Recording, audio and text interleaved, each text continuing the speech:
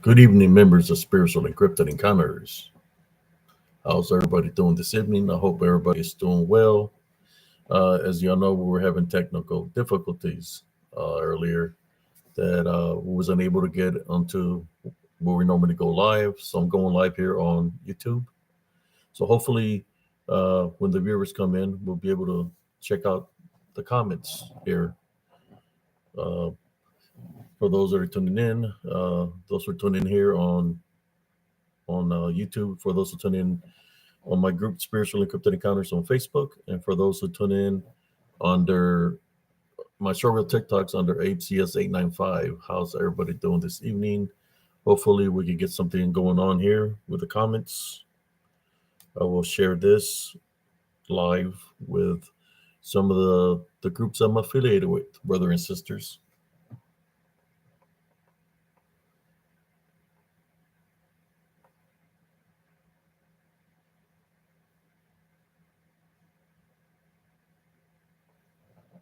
There we go. How you doing, Smurfy? I hope you're doing great, brother Smurfy.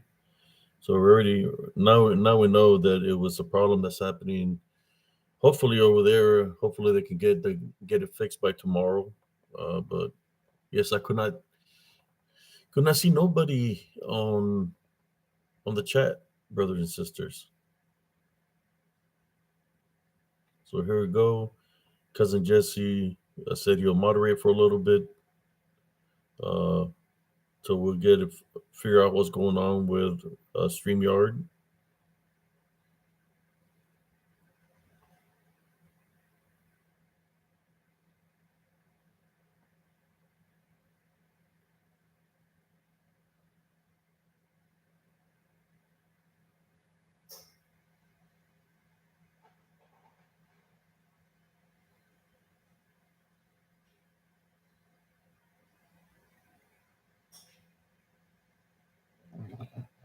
So let's see what we got here. We got Brother Smurfy. How you doing, Overbuilt? Hope you're doing great. Sorry about that, brothers and sisters. With the technical difficulties, tonight's show is still in with the 1976 winged demonic / bird creature, in which if I do get restraint fixed, I will have to do another video dealing with this topic. Let's see how I can get the lighting better in here. It's been a while I've done a live here on YouTube. I was going to do it off my phone. But you know me, I like playing. I had this nice shirt here. It's like a big phoenix bird here for the show. See the claws here, made out of fire.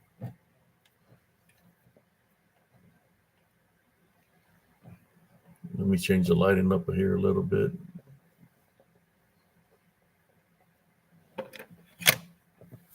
So sorry about that, brothers and sisters, for the technical difficulties. You know, it happens. Yesterday was fine, but that would explain maybe why I wasn't able to see some other people that said that, you know, they were possibly blocked. Maybe, you know, till we figure it out. If not, I'm going to have to look for a different platform than what I'm using, especially if I'm paying for it, it's not working properly. How you doing, Lawrence Morgan, Walks Bear? Thank you, Overbuilt. That's right.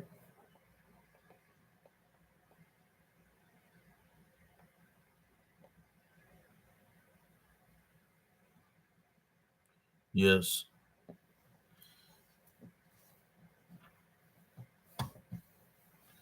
Yeah, it's like it, you know, when you have everything planned out, or you know what you're going to talk about and stuff like that. You know, I had even downloaded some pictures where some of the witness of certain things at the scene. You know, some people did see the description that I saw when I was a kid of this winged demon, because that's this, you want to call it a gorgle or whatever. I just can't share the pictures that I wanted to share with y'all because many people seen. You gotta think about one thing, brother. Sir, this incident that I'm speaking of, I will talk to you in a moment, but so they have the abilities to manifest and change into different forms. Uh, so as they have the abilities, maybe people is not going to see the same thing that everybody else is seeing because they do have those capabilities. When I mean manifest, is change form. What I mean change form, you want to think about a shapeshifter? Go ahead, shapeshifter, skinwalker, but the origin of them are demonic because they have those capabilities. They have those capabilities because uh, to deceive people. What one person might think they're seeing might not be the true nature of what they're seeing. It's just a manifestation. So they have those capabilities. So if they're in spirit form and they're able to manifest this way, what does that mean also? That you can't kill them physically with any kind of man-made weapon because they're not from our spiritual realm. They're in spirit form. So that means they're untouchable by any man made weapons. But spiritually, we can fight them through Jesus Christ. As we type rebuke them, we can fight them in that way. Let me read some of these comments. I don't want to put on my glasses, but here we go. I don't walk with bear.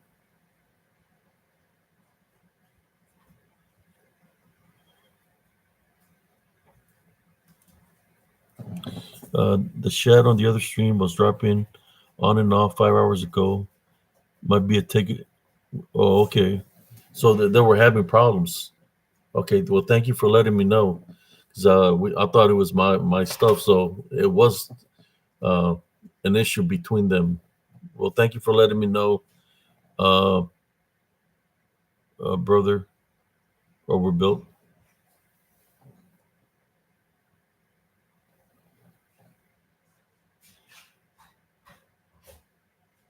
Hey, Xavier.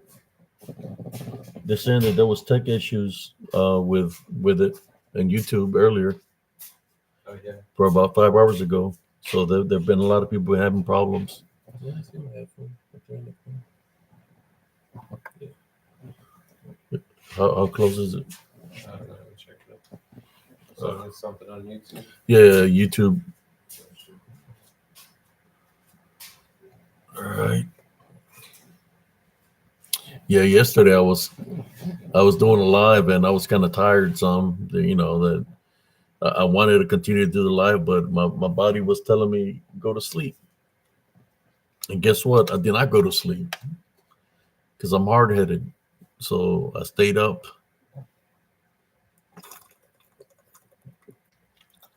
I didn't go to sleep till this afternoon, but that's okay. When you're in the go and you just want to continue to do the works that you do, and you think your mind is just thinking of what you're going to do next. Uh, that's the way it is for me, But it's kind of like my body wants to go, but my brain is like, take a nap, get some sleep. When I go to sleep, um, I know it's a little bit off the topic. It's like I can't rest because when I go to sleep, um, you could say in the dream state where I'm busy in the dream. My spirit is busy. So it's like when I wake up, it's like I'm still tired because my body's not resting properly.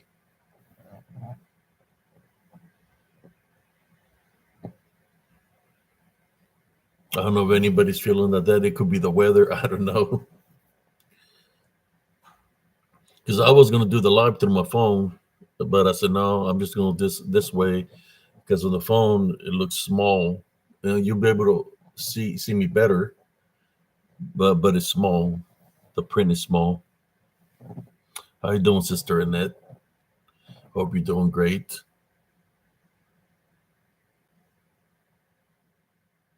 I'm missing the wingman, cousin Jesse. I don't know if he was gonna be here or not. It just it happens like that, I guess. Technical difficulties.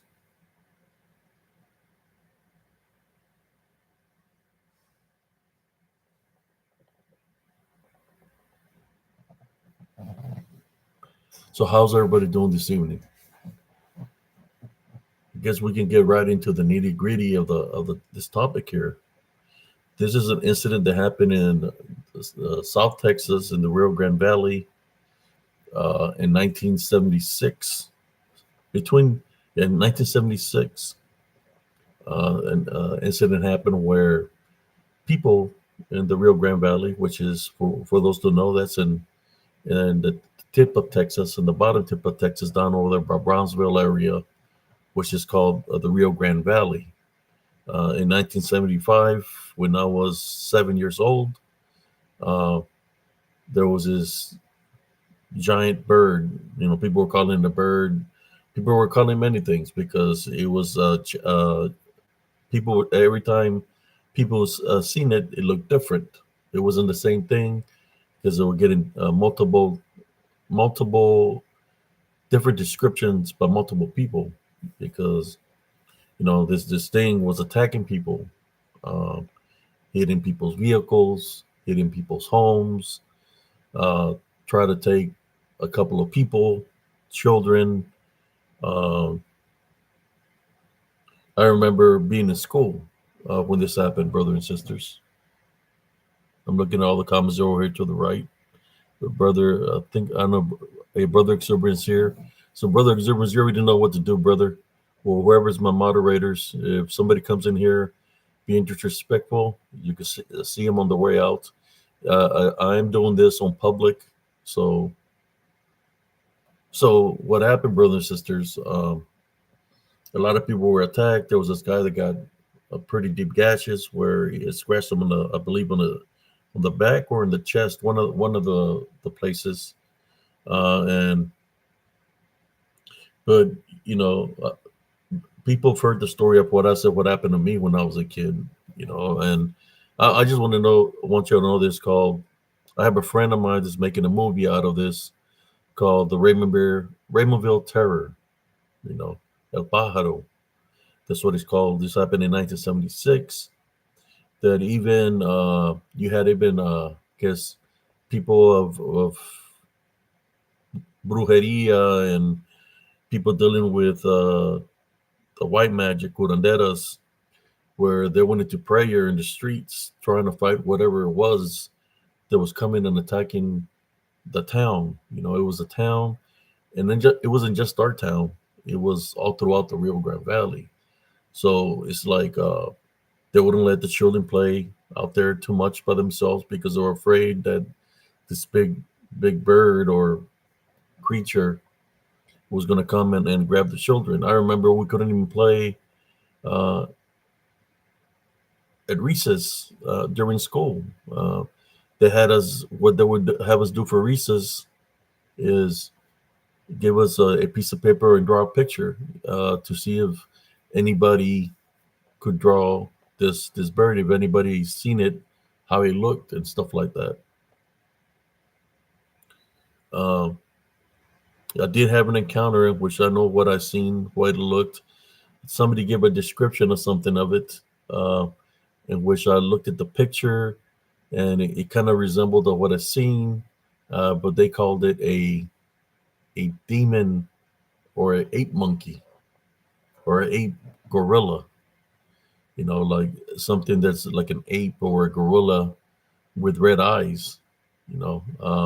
I was looking at some of the drawings of some of the people to see if anybody drew a picture of what I seen, what I witnessed, and which I will share the story in a moment, brothers and sisters, here on Spiritual Encrypted Encounters. And y'all have probably heard me say the story before, but I was looking at some of the drawings, and the closest that somebody could get it to was that it was they call it a demon ape or a demon gorilla, where he had the wings of the wings of a bat of sort, but the face of a gorilla, which would be kind of like a gargoyle, right? Because they're pretty big, uh, and he had red eyes. Well, I seen something that in nature, and I will share my story in a few. I'm just looking at the comments here.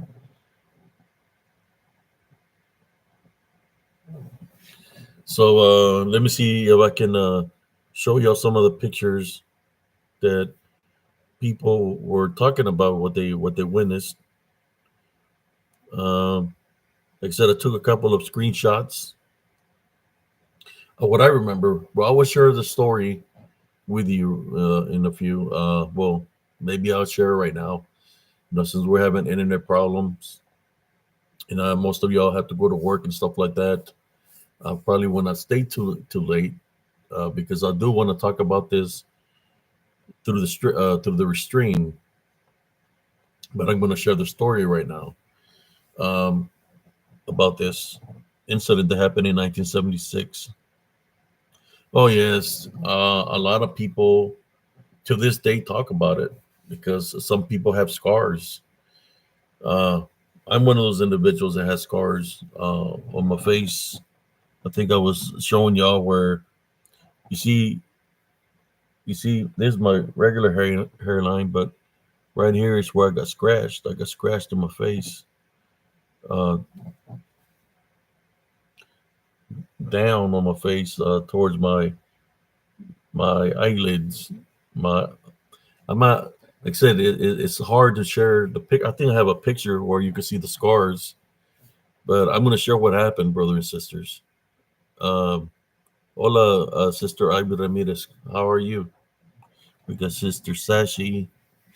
So I'm going to share the story of what I witnessed before all this incident happened of this thing attacking people.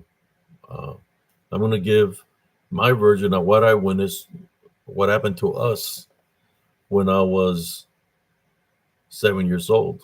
Um, it was a day where there was a hurricane that was coming through the Rio Grande Valley, and we didn't want to stay at our house because it would flood.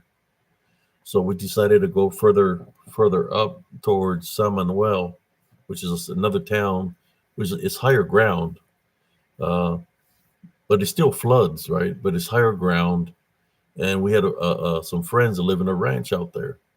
So because this storm, this hurricane that was coming in was supposed to be very strong. So I remember that evening that we drove. It was nighttime, and it was like around 10:30 at night.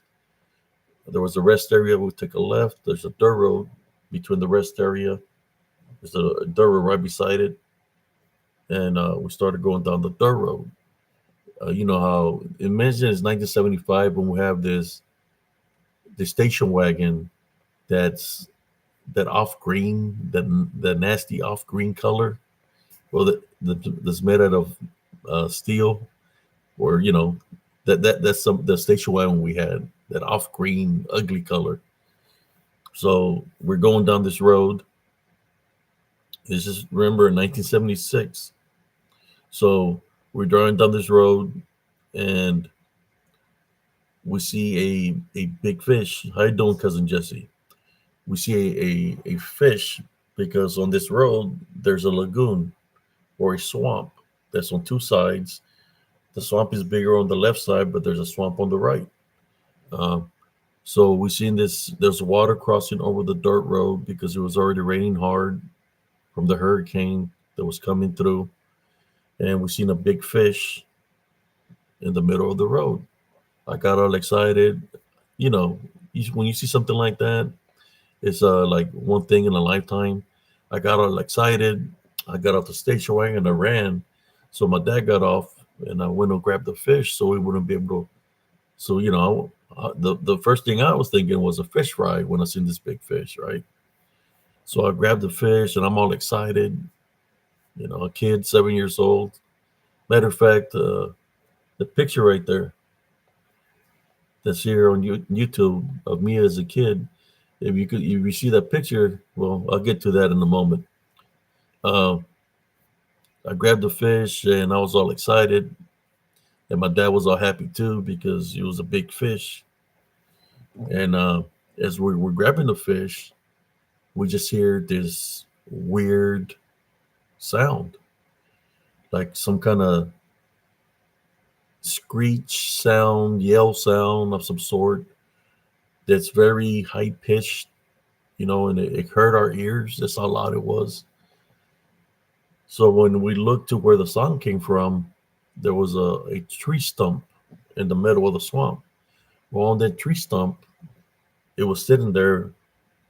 It was sitting there like with its talons, claws hanging like this. We were looking at it, and I've never seen nothing like this ever in my life. I've never run into it ever again. I have never seen anything anywhere like this ever till only that one day. It's sitting there. It looks its body is pretty pretty long, pretty long. It's got bat-like wings, right? But they're huge.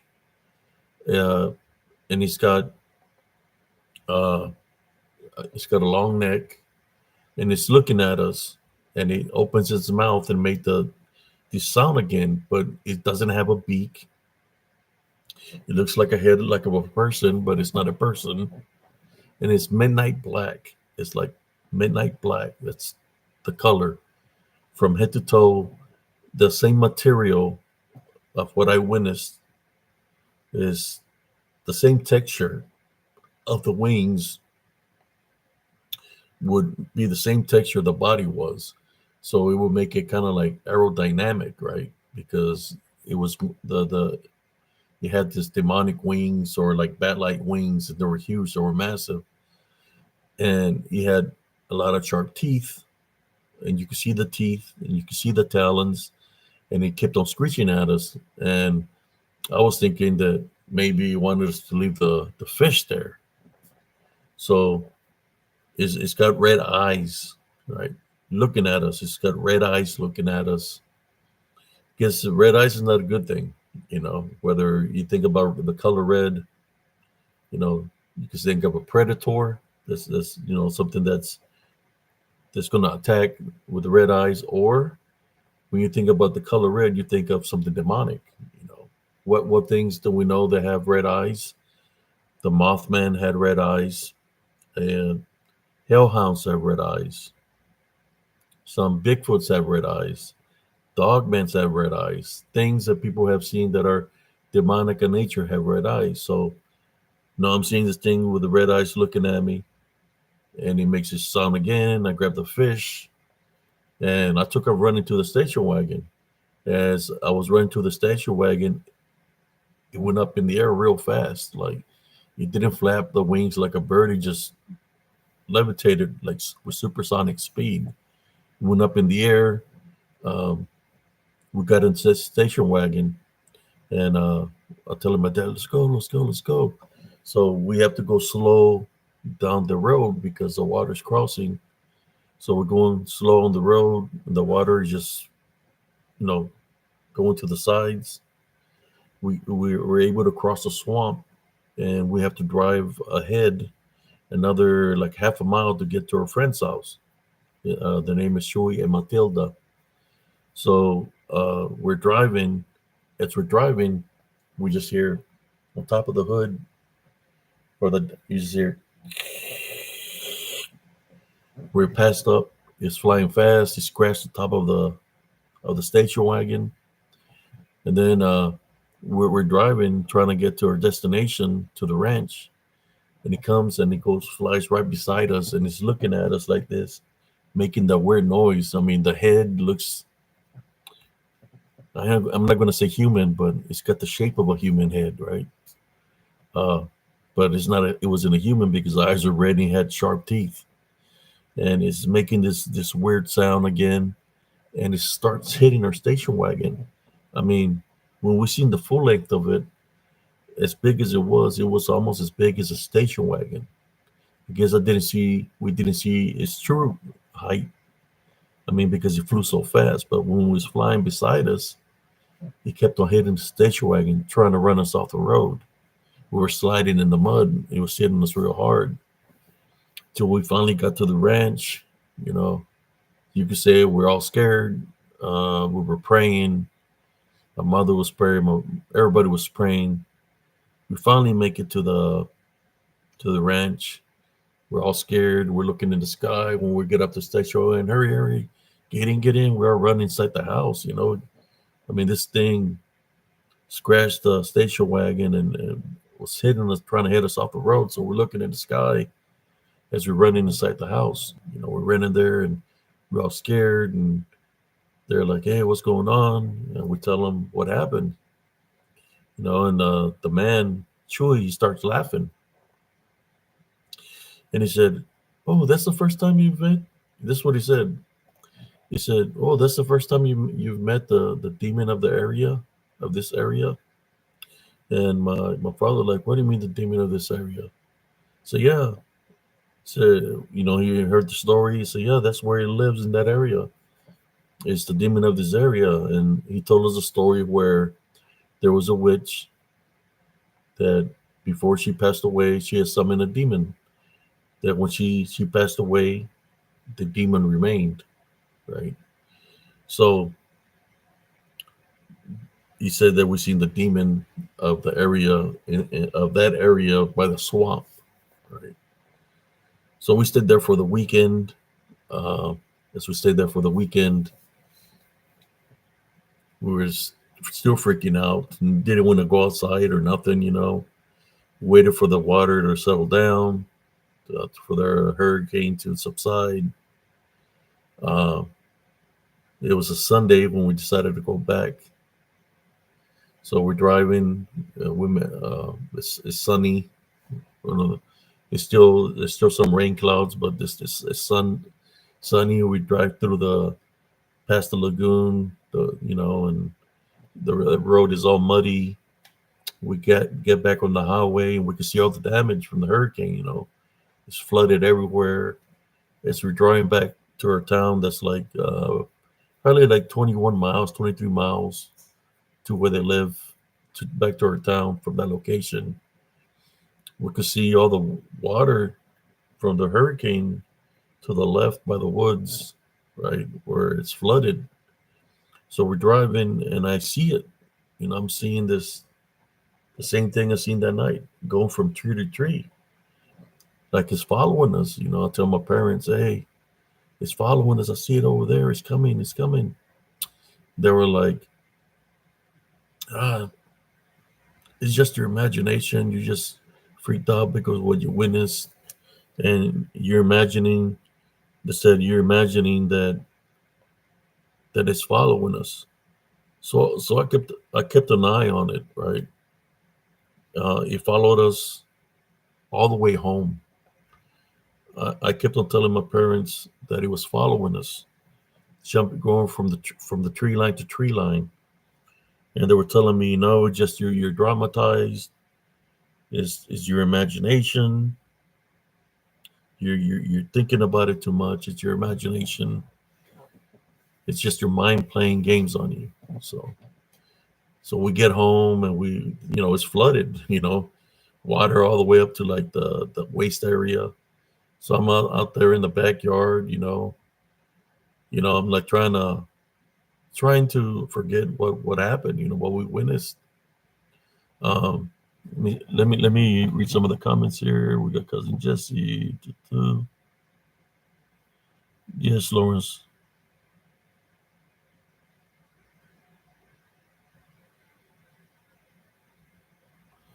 Yes. So, my parents were inside the house. House is on pillars, so water wouldn't go inside our house. And I'm in the backyard of the house, and I see the bird or this demon thing, right? I'm not gonna say a bird. This bat like demon wings, whatever. It's flying so fast that it runs into our vent in the attic. It it goes through it. It like breaks and goes into the attic of our home. And I go tell my dad, it's here, it's here. blah blah blah. Said, look, it broke the vent to the attic. You know, the where the air, the heat comes out. The vent, it went through air. So my dad go looks over there, and he's like, "Oh, it's probably a cat that did that." You know, that's what he said. That it's probably a cat. I said, "No, it was not no cat. I seen it. It's the same thing that we seen on the road. It's in the attic." So he grabs a ladder, places a ladder, goes up there, and he's got a flashlight. He's looking with a flashlight like that, and he says, "I don't see nothing in here. You know, I don't see nothing." Left it at that. You know, uh, that night, I will sleep on a. If y'all remember the bunk beds from back in the days, they had they didn't even have the bunk beds, the original bunk beds, or those bunk beds. They were made out of cloth. There wasn't even a mattress on them. It was just a cloth from one side to the other. The wooden ones. Well, I had one of those, and I was asleep in my bed. My brother was asleep on top of the bunk bed, and um, I was asleep in a. It's like we didn't. The house wasn't that big, so I slept in the kitchen. Literally in the kitchen. That's where my bunk bed was. I was just a kid. So I'm asleep, and I get woken up by something. You know, the lights in those rooms were the ones that had the string that you had to pull the string just to turn on. Kind of like some houses must still have those lights in their closets where they pull the string or whatever, so the light could turn on. So I'm laying down. I get woken up. I get woken up because I hear my grandmother. My grandmother talked to me in Spanish, calling me by my name. My name. She had a nickname for me, but she was calling me Abrancito. You know, and I looked up. I woke up from my sleep, and I said, "Is that your grandma?" Imagine the room is all pitch black, and the windows in South Texas from our house were pretty big. They're pretty big windows, like real big windows, because we didn't have no AC. So the windows were so big that the breeze will come inside and will keep the house fresh at nighttime, in which you feel like we had air conditioning because they were so big. So I hear the voice of my grandmother calling me to the window. I don't know what time it is. I didn't have a watch or nothing. All I know is it's nighttime. And I said, "Grandma, is that you?" And she's like, "Yes, yes, come here." So I start walking a little bit, stop halfway in the middle of the room, and I ask again, "Grandma, is that you?" And she's like, "Yes, yes. So yo ven para acá. Come here, come here. Get a little bit closer." She's telling me to get closer to the window.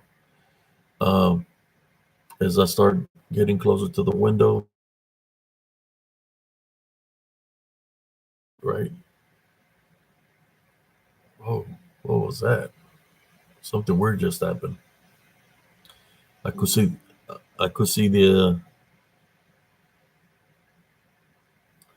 I could see the outside of the window, right? So I said, "Grandma, is that you?" And then she said, again, "Get a little bit closer." So when I got close enough to the window, to the screen window, I just felt a blow, like a hit, where the whole screen just caved in. I got hit in the head, and I flew backwards. I think I was skinny, a skinny kid, probably 30, 35 pounds, if 30 or 25 pounds. I was skinny. I went flying back, landed on the ground.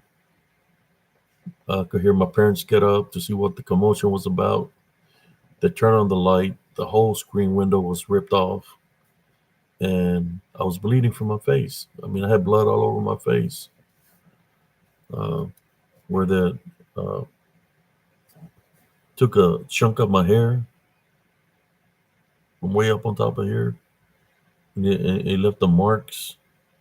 Let's see, I would have to show you a picture of the marks that I have. It scratched my face. I believe I have two marks on here on this side, and I might have a mark over here, like three marks, But the ones that got it the worst was this side of my head because I lost hair. It took hair off of me. That's what I was saying to the picture of me when I was a kid. If you look, I had a lot of hair, but I'm missing hair on that picture. I'm missing hair where I got scratched. I was bleeding everywhere. My grandmother lived right beside us, right? So that's why when I heard my grandmother calling me, I thought it was my grandmother, but it wasn't. Uh, I believe it was that the winged demonic a creature that can mimic, you know, that can. When we talk about mimicking, we know that there's a lot of what people call cryptids, a mimic. Well, anything that mimics will be, to me, demonic in nature. Uh, so yeah, I was kind of like one of the first ones that got attacked there. I was the first victim, but nobody's. I was told by my parents not to tell anybody what happened at the ranch, what happened down the road. I was told by my parents, uh, like when I went to school, I had to go to school the following day. They put a. They didn't even take me to the doctor to get stitches or nothing like that. They just wrapped me up. I think what protected me from getting stitches is that the screen windows back in the days were pretty thick, right? They were made out of kind of like steel, but pretty thick. That when they ripped that, they couldn't get the whole, I guess, claws or talons through there, whatever it was. But it still managed to mark me, to mark my face. Uh, so I go to school with a white T-shirt my dad cut up, and he wrapped it around my head, like all around my head. And I guess the people could see the blood on my head. The teachers, they were like trying to figure out what happened to me, and I wouldn't say nothing. The what I was told to tell them is that a cat scratched my face. I know it was no damn cat that scratched my face, But if I didn't follow, back then the discipline, I was so afraid more of the discipline than the scratch that I had on my face. So when the teachers asked me what happened to you, they said a cat scratched me. That's what I told them. But then they could see that I was bleeding from my head. You could see the blood coming through the t-shirt. So they sent me to the nurse. The nurse put something on my head, and then even the nurse said, "That's not no cat scratch." So what scratched you? And I kept on saying that it was a cat. you know. But the nurse said there was no cat scratch. The teachers have seen that. They said there was no cat scratch. Uh, After that, it's when all the incidents started happening, where that man got attacked in our town. The man that got attacked, I think, where he lived in the outskirts of the town, and people started getting attacked by this thing. It started attacking people. But I was the first one that it literally attacked. Uh, Guess he had a personal vendetta because I took its fish, if that's what he was fighting for, or maybe he knew what my calling was going to be as a spiritual warrior. He knew what was in my heart, so he was trying to eliminate me out of the equation, brothers and sisters. Let me read some of the comments here.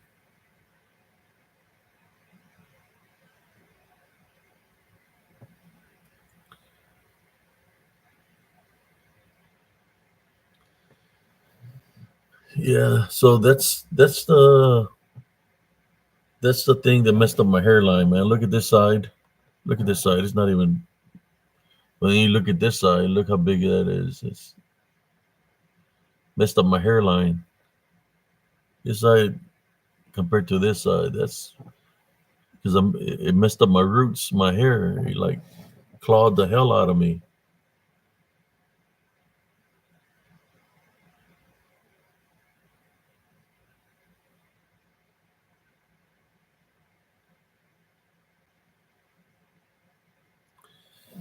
Oh, all I know is a lot of people were being attacked by this thing that was in our town because he followed us there. He followed us all the way from that location where he resided, and I guess he was pissed off. Whether it was pissed off because I took the fish, or it's pissed off because he knew. He probably knew about what happened in Mexico with those dark witches. And he probably knew that the Heavenly Father had a purpose for me, so he decided to attack me while I was a kid. He was a pretty big creature. Uh, what I witnessed, you know, I could see what people would say. It could look like a gorilla. I mean, it's where I seen it. It's midnight black, pitch black. The Rio Grande Valley gets real dark at nighttime, so the only thing you're gonna see is a silhouette and the red eyes. Uh, but I was able to get a good view of it when it was sitting on that tree stump in the swamp. I could see his claws, his teeth, how they looked very sharp.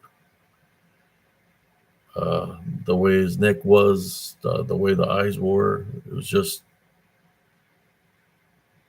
I know it was no. To me, it would be more like of a gargoyle or a demon. That's what I witnessed, a demon. I could see how it could infiltrate and deceive people. People thinking it's a human standing there because it's got the frame or the silhouette to look kind of like a human. Then you're going to turn around and it's going to show you its red eyes and its sharp teeth. You know, take a bite at you or try to scratch you with its sharp talons or claws, whatever you want to call them. Yeah.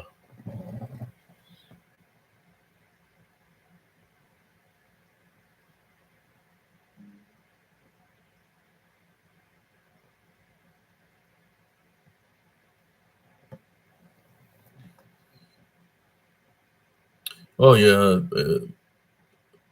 It happened to my understanding. A lot. There was a lot of activity for a while there. That people were afraid that they were selling shirts of this big bird. Some people saying it was a pterodactyl. Some people were saying it was like a phoenix. There was many different different how should I say, appearances or how he looked. Right. Some people said it looked like a pterodactyl. That's not what I seen. Now, is it possible that where this portal is, that if the portal stay open, then maybe something could have happened? It's possible where it could have been other things that come out of if there was a portal that might have come out there also. So it wasn't just the one that I seen. It could have been more. Now that would be possible. When the demons are running chaos and havoc, right? They're going to come in numbers. So is it possible that there might have been more than one that I seen? Possible. Some people described a gorilla, like a gorilla bat, right? It had wings like a bat, or should I say demonic, right? They looked like a gorilla with red eyes. Many different descriptions of it. Let me see real quick. I took a couple of screenshots of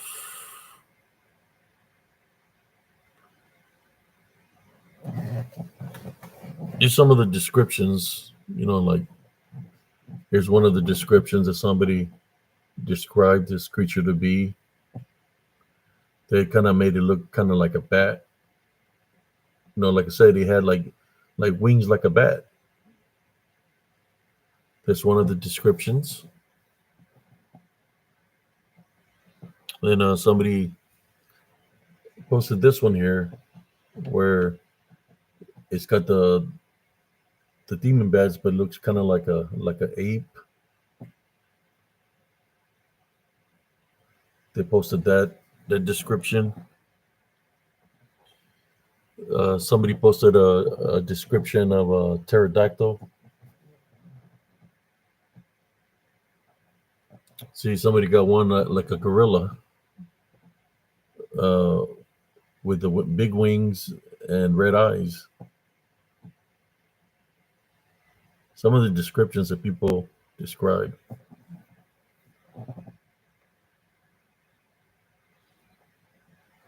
Here's another one that somebody else described of it.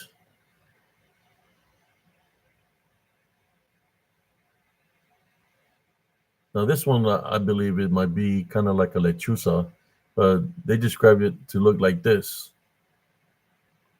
Some other people that seen it somewhere else. I believe they might have ran into a bruja or a lechuza, but they described it to look like this, with the red eyes.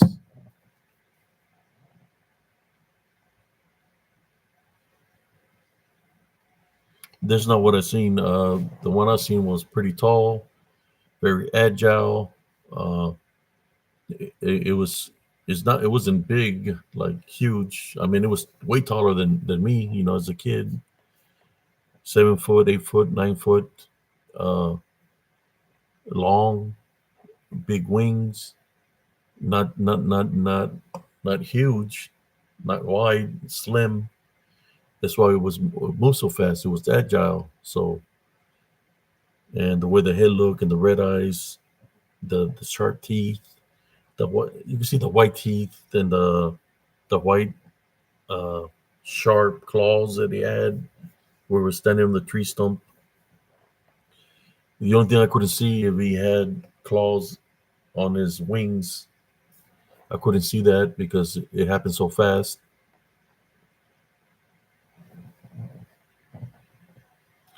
I could not see a tail, especially when it flew in the air. It just took off real fast, like supersonic speed. It didn't have no feathers. It was demon wings, you could say, demon wings, which will be kind of bat like, right? Those kind of wings. It just took off real fast up in the air.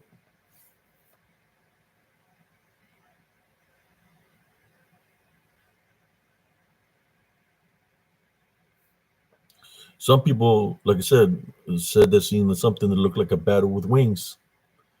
What I witnessed, was just some a he wasn't making a grunting sound. The one I seen was making like a screeching sound, but it didn't look like a bat. They had the wings, big wings,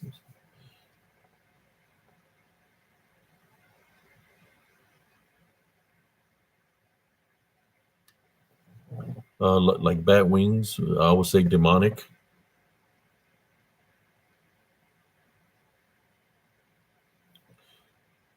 Yeah, and I do want to do a re-show with this with cousin Jesse and talk about this. It's something that I lived through this. And look at my freaking hair.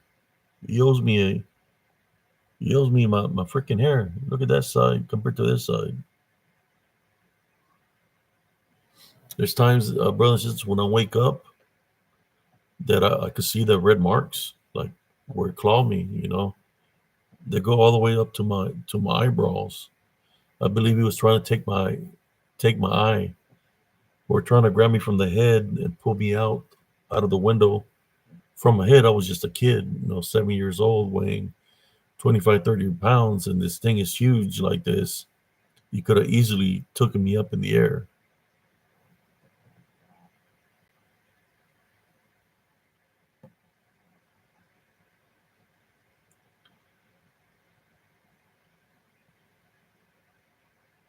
Oh yeah. There's times that I wake up with a lot of pain, where I got the scratches, pain, real sharp pains. Kind of sometimes it feels like the scratch is fresh. So when I look, you can see the redness where there are, like the red, where it's kind of like reenacting itself. Like if I got scratched again, so I'll be having pain for that day. Yeah, it got me up here too. If I were to shave my head, you can probably see where it goes down. But like I said, what protected me was, in Spanish we call it the tela, right? The tela is a screen window. I believe in the screen windows back in the 70s were pretty, pretty strong. Yeah, you can push them, but they were like wire.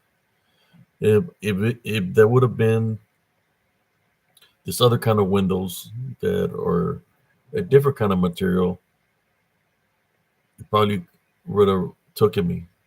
No, I just thank God that when it hit me and it tore down the window. No, these windows were pretty big that we had.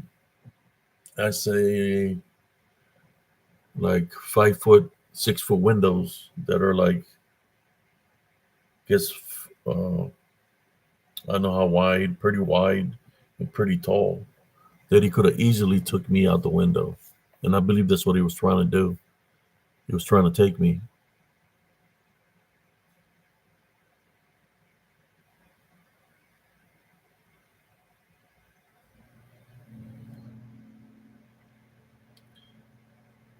Yeah, I don't think I can add cousin Jesse through here right now.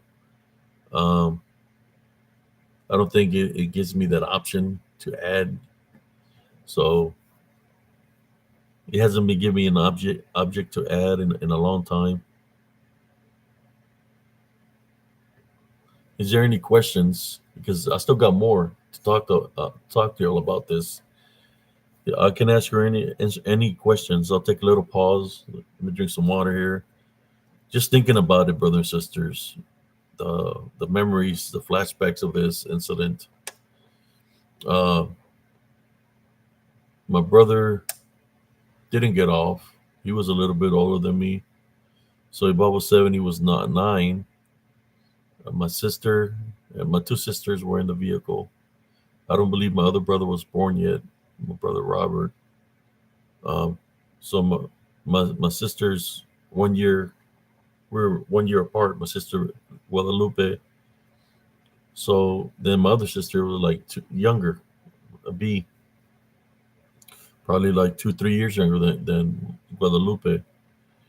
But yeah, my brothers and sisters were all in the vehicle. I mean, it was trying to get us.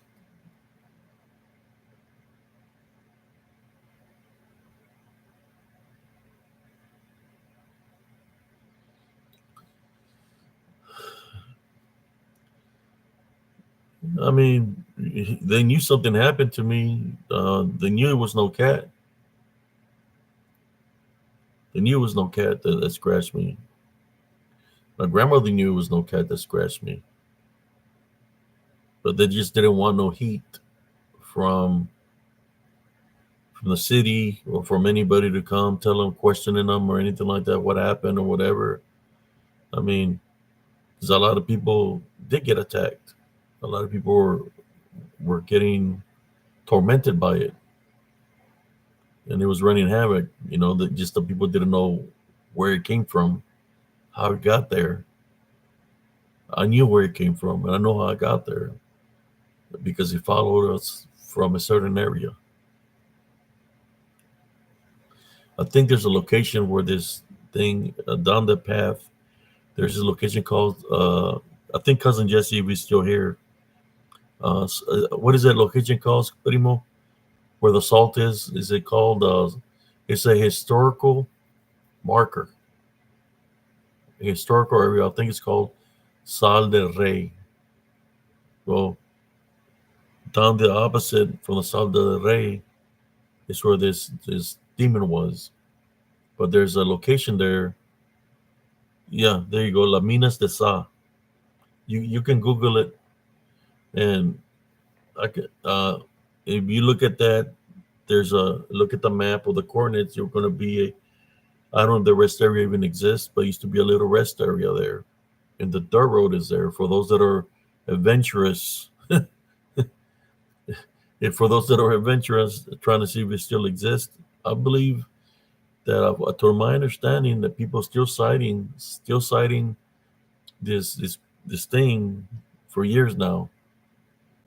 Um, yeah, for anybody that wants an adventure, you're not going to find saber-toothed tigers there, but you will find something that might might lift you to very high. Not get a high, but lift you very high.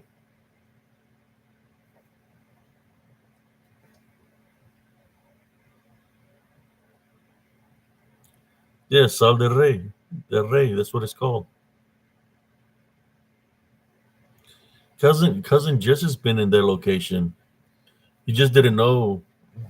Like, hey, how come the barber messes up cousin Abe's hair all the time? How come one side of his hair is always bright, is higher than the other? You know, because I got scratched in the face, man.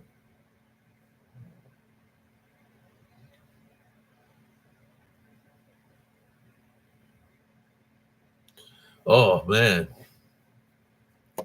yes, dead animals, dead goats, dead cows, dead horses.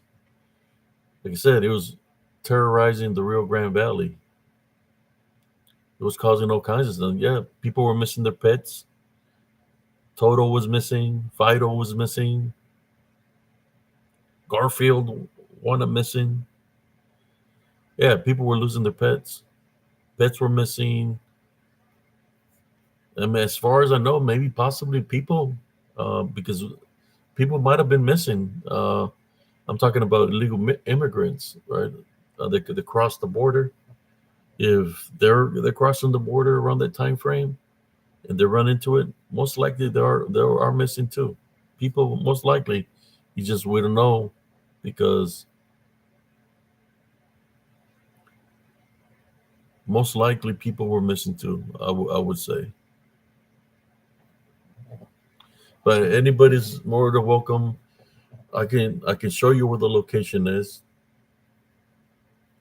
I don't know if that swamp existed no more in that area. I think they took it down, but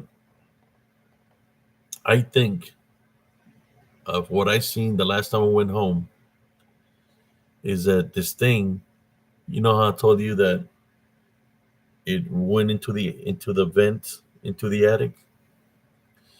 I believe it still resides in the attic at my home. That he used it as a nest of sort. That it lives in there. The reason I know it lives in there is because my father is a hoard. He doesn't live there no more. But me and my brother had gone there. We had cleaned the house, and we used the last room to as a storage. And when I was moving a box screen in that room, there was a piece of the sheetrock that was missing, and I seen it. I seen it looking at me, and then he moved his head to the side. He was looking at me. This demon, gargoyle, whatever you want to call it. It was up there in the attic. Uh, Luckily, uh, since my father lives in a retire, what do you call it? One of those homes for the elderly. He gave up the property to those individuals that are taking care of him. So the house doesn't pertain to me anymore or that property. but the thing is there. I can give you the address. You want to go check it out. I believe it's in the last room because that's where I seen it. It does. I believe it's a demon. The reason I'm going to tell you the story why I think it's a demon. When we were helping my father, we had removed everything. We was fixing and ready to go to say our farewells. When I seen it in the last room where he was looking at me, I didn't see the red eyes. It's kind of like, I guess his eyes changed color because it was still daylight. So the eye glare that I seen were yellow, but I could see the shape of the head that I remember how it looked. So when I went, by the time I got to the first room, which is, a long house, when I got to my father wasn't himself. My father was talking in a different language. I didn't understand what he was saying. His eyes were back white. It looked like he was possessed. My other brother comes from the other room, and he said, "What's going on?" Because he thinks I'm arguing with him. When he see my father the way he was, with his eyes rolled back white, talking a different language, my brother said, "Let's get the F out of here." We left the house. We went outside the home. You could hear women chanting, like a seance of some sort, but there was no woman there.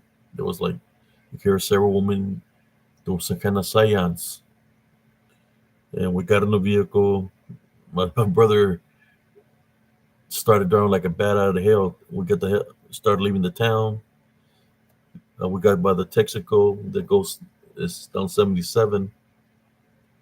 And I told my brother, "Bro, I don't run away from spiritual fights." And he said, "Well, what do you suggest we do?" I said, "I don't want nothing to follow us to our house. I suggest we go back over there with the Law Foundation and no fear and face it head on and not be afraid of what it is and use love to overcome it." So that's what we did. We went back. But when we got back to the house, my father, he's missing his left leg, right? Amputee. He's in the middle of the front yard in his wheelchair. We get there and he looks at us and he's like, "Hey, how y'all doing?" We just look at each other like this. And I said, "Just remember, brother, this use the Love Foundation." "No, we just came to tell you bye, God bless you, blah, blah, blah." And he's like, "Oh, God bless you too." That's all right. We just were saying our farewells to you. But whatever was in him wasn't in him no more.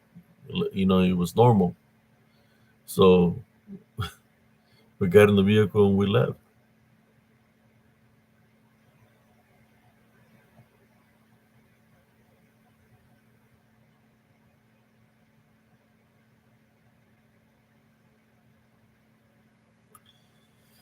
Yeah. Well, it was older then, I mean, a lot of years passed by. So yeah, it's older.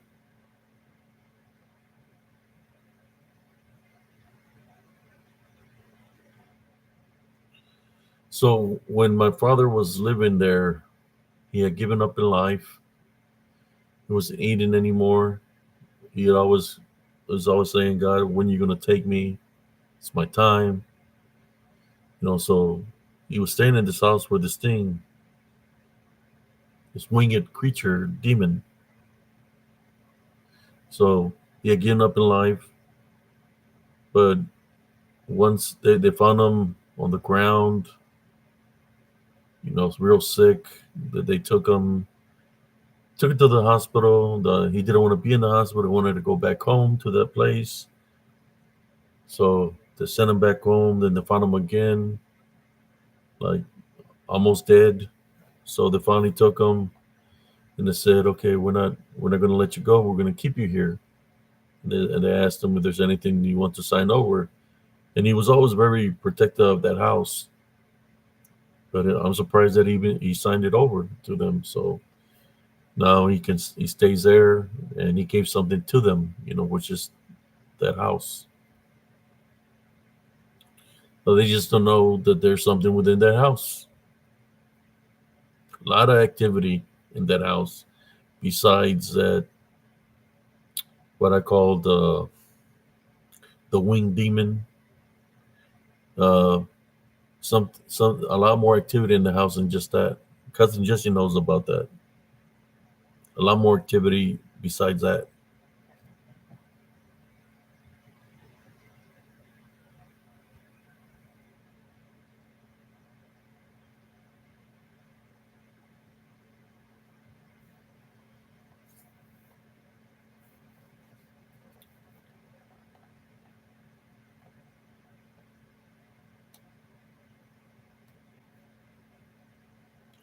I drew the picture of it, what I seen when I was a kid one day, but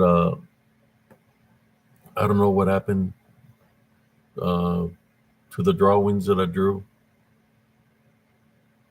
I was thinking about start drawing. I'm not that good of an artist, but I was gonna hire somebody, a friend of mine, that I would give him the description of how it looked. Uh, he's a real artist, to give him the description of what I've seen, so people can see the things that I've seen. Like of all the things that I've seen. To draw pictures. If I ever decide to do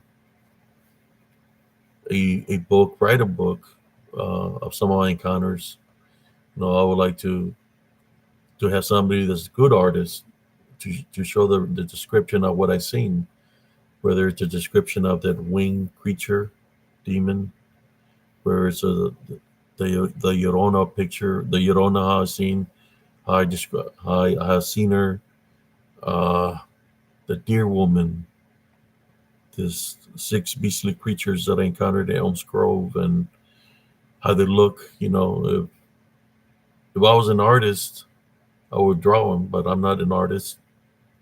But if I could have somebody that is a good that could draw, that I would hire them to draw them for me. I'll just give them a description how it looks.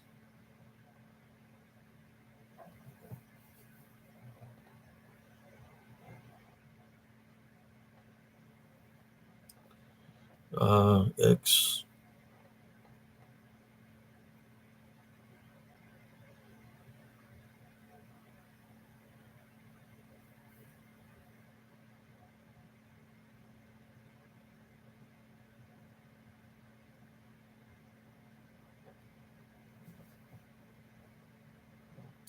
Yeah, Johnny Signs' cousin.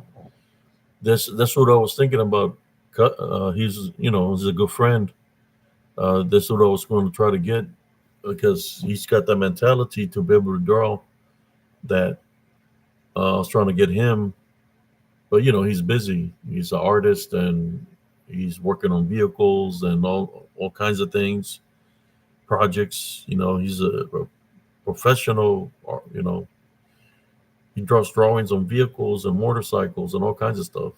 But yeah, that was a good friend of mine, or ours, Johnny Signs, that I wanted him to draw these things for me, or for me to share the pictures of what I've captured, right? So, and I can point them out to where they're at, so he can be able to draw an image of it, of what he's seeing. But I just you got to be careful sometimes with these pictures. It's one of the reasons I haven't drawn the things that I've captured, because I don't want nothing to get power over drawing a picture of it, right? So that's why I just share the short reels of where I share them. But yeah, if I would get him, he's a real good artist.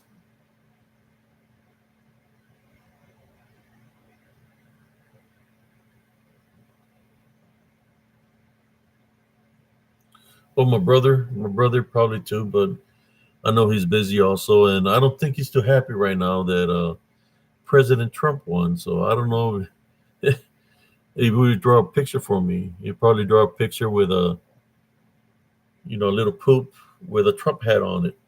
So I don't think that would be a good idea. Because a lot of people in California are really upset. I try to do my best not to make fun of anybody, that was voting blue.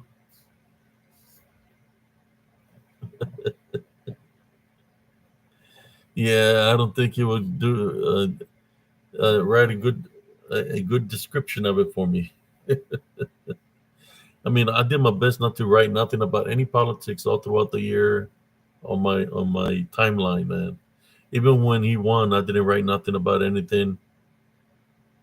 That's the last thing I need. I already got trolls trolling me because of the show, and that's the last thing I need is the unicorn army coming after me or rainbow army coming after me, and people with blue hair, green hair, pink hair coming after me.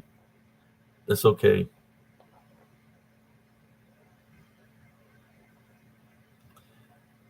Yeah, I can ask them in about 6 months, but I'm more unsure. Yeah,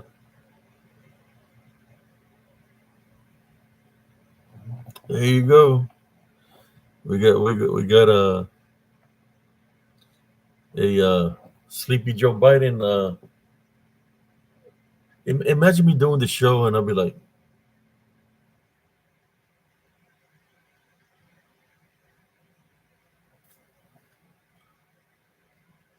that.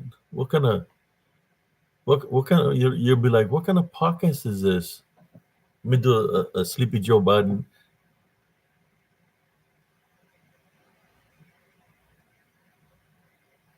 Be like, what kind of show this? Oh, I'm sorry. Let me do the other one. The Kamala Harris laugh. Sounds like a freaking lechusa, man, or a hyena.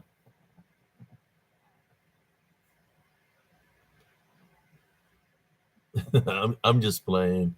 You see, I don't want to start out. Please don't report me. Please don't report me. I'm just having a little bit of fun.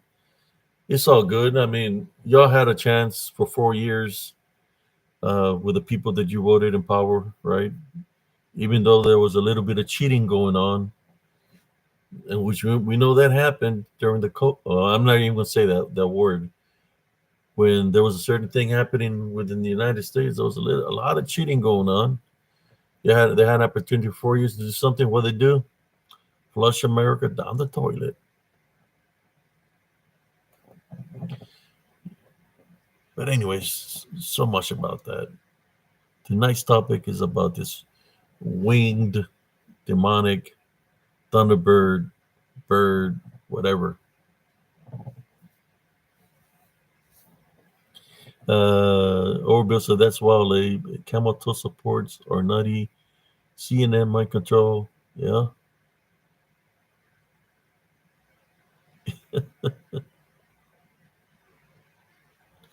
Mr. CS, what were you saying? Is there any questions for me? I'll be like,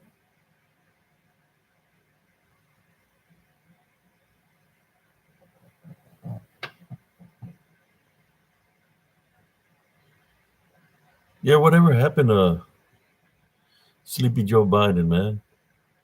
How the hell did that guy even make it as president? They cheated.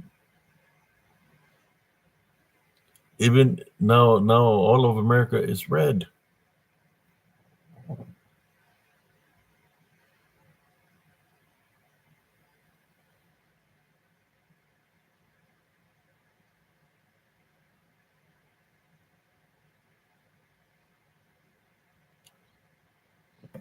I mean, I'm being honest. I mean, how you gonna shit on American on American people, right? Even for those that have the right mind, right? I know who I am. I was born a boy. My name is Abram Cias. Served the United States Army. No, I was a boy. I'm a man. How are you gonna mess up or try to corrupt our nation, trying to say that somebody's crazy mind. It's okay to be crazy. It's okay to be different. All these things that they did, against God, and they thought they were going to win. Are you kidding me? No. For those who know, Spiritual Encrypted Encounters, we're praying for President Trump. We want positive things to happen. We want him to bring Jesus Christ into the picture. And guess what? We want him to correct the things that are this blue people, whatever you want to call them, fucked up. Make things right. And of course, secure our borders. There's been so many bad people that have come in through the borders, while they were left unsecured by the blue administration.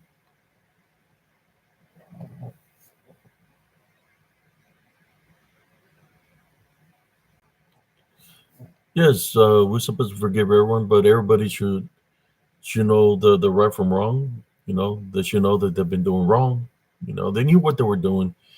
They honestly thought that they were gonna keep on making a mockery of the people of the United States. They thought that they were going to cheat again, and guess what?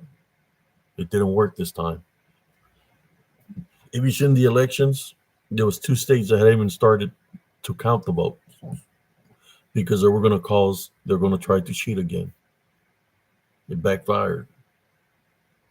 So everything they try to set up, hopefully they start bringing some people to justice. I know it's talking a little bit off the topic of what I'm speaking about, but you know what? They just cut that out. That's irrelevant.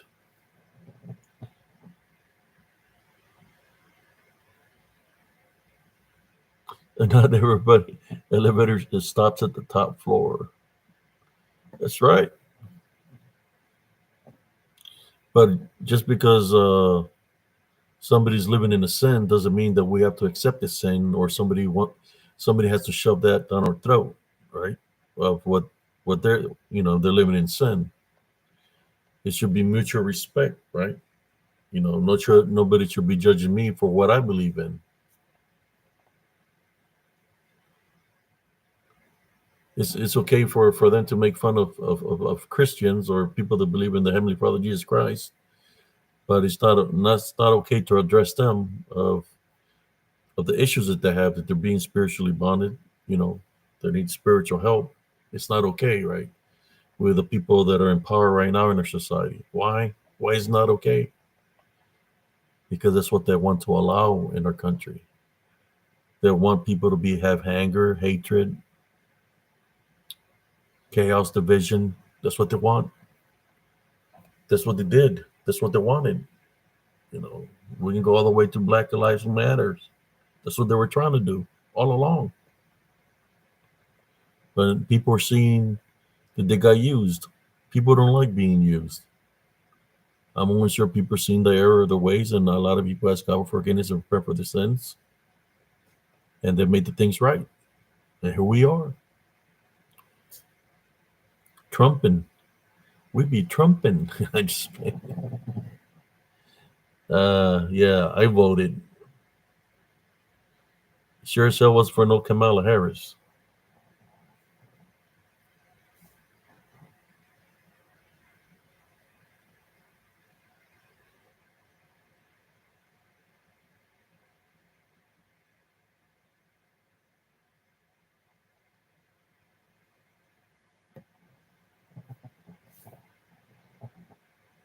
Yeah, I prayed for there to be no interference.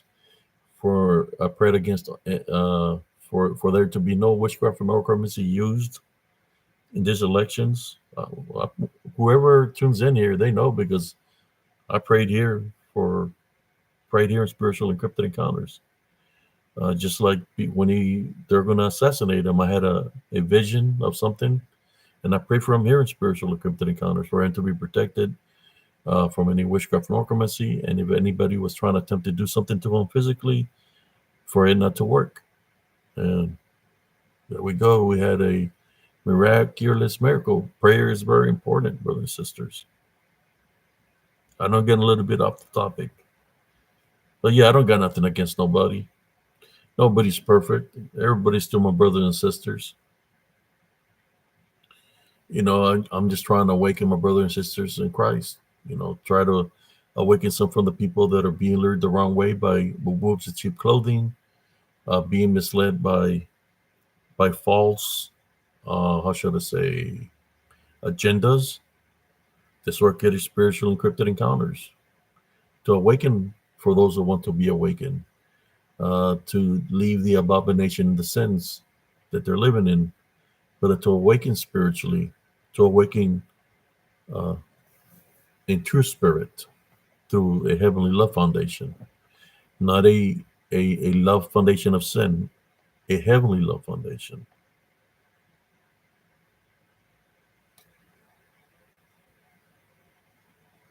I just want to tell everybody that I had nothing against nobody. I love every single one of you, man. Uh, doesn't matter who you voted for or anything like that. We're all brothers and sisters in Christ. Nobody's greater than nobody. We're all equal under God's eyes.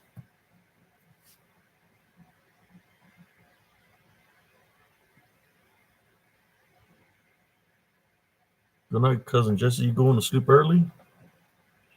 Oh shoot, it's till 1 in the morning already. So let me get back to the topic. Sorry that I brought that up. I don't know how that even got started, but we'll see what happens. With the new president-elect. Hopefully, he can correct a lot of things in the country. That we're able to see a drop in prices and, well, a lot of things important that he needs to do. We should be uh, one of the main things is secure the borders. Why is it important for borders to be secured? It's because the enemy can infiltrate. They've been infiltrating. They've been coming in through our borders, and they're going to have to do a lot of police roundup, clean up the mess.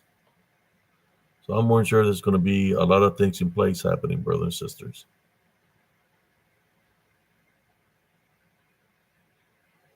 And everyone's primo Jesse.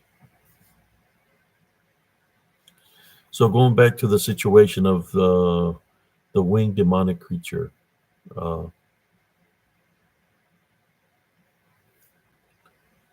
After the things that happened where people started attacking in our town for about a week or two, we decided to go back to the ranch to visit our friends that lived out there to see if they were okay, because the thing that was attacking the people in our town had attacked me, and we were trying to see if they were okay. So we went out back to the ranch, past the little lagoon, and we got there. When we got to the ranch, we found his name is Jesse, like my primo. What they call him, and they call him Chewy. And he was in his he was in his bed in bed rest, and we're trying to figure out what was the matter with him. He said that they were hunting for deer, and it was him and his son. They were hunting for deer, and that it came. Uh, the thing that attacked me came and attacked him. It lifted up. Just put it this way: he was a man. He lifted him off the ground, and he had already taken him up like about 10 feet, 10, 15 feet up in the air. And his son shot at it. Shot at it. When he was shooting at it, it dropped him. But he left him with scratches on his body. So he was recuperating from the spiritual attack from this winged creature. But he's one of many that got attacked by this demonic creature. Of course, people are going to try to portray it what they think it could be. People want to think it's a pterodactyl. That's not what I seen. It was no pterodactyl that I seen. It was something uh, demonic in nature.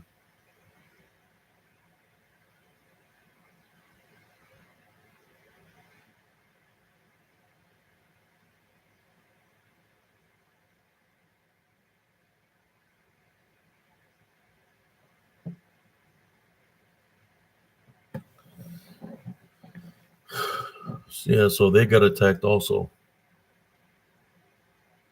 by this demonic winged creature. It was midnight black. That's the color it was, like midnight black, brother and sisters. Dark as a night. That the only way you could see it is his white sharp teeth when they showed him, and his talons that were white, and the red eyes looking at you. Besides that, everything is midnight black.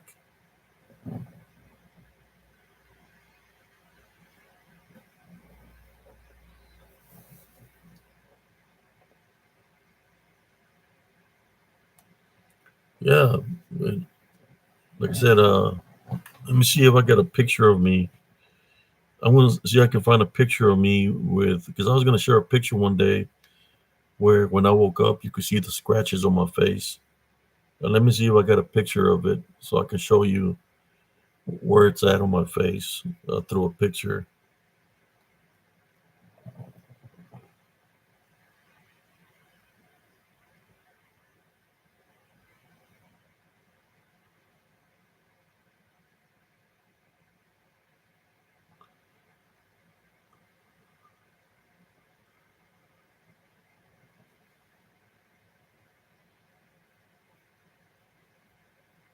Well, the only thing we can do is see how they do. We always give the people that are in power a chance, an opportunity to make a difference for the United States of America, right? So if he got elected and won fair and square, well, nobody should be pissed off. They should give them an opportunity to do their job, right? To do the job what the people voted for them to do.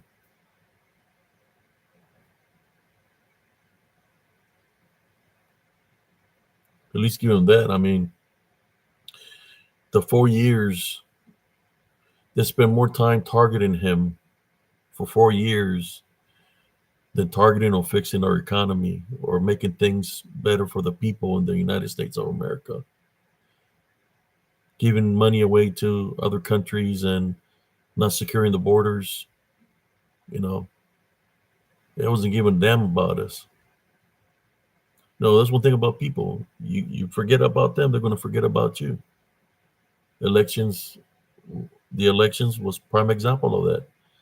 You forget the people are going to forget about you. They're gonna put you to they're gonna reelect you if you're doing a crappy job. That you just caring about yourself and your freaking agendas. Uh-uh. That's that's not what how it works.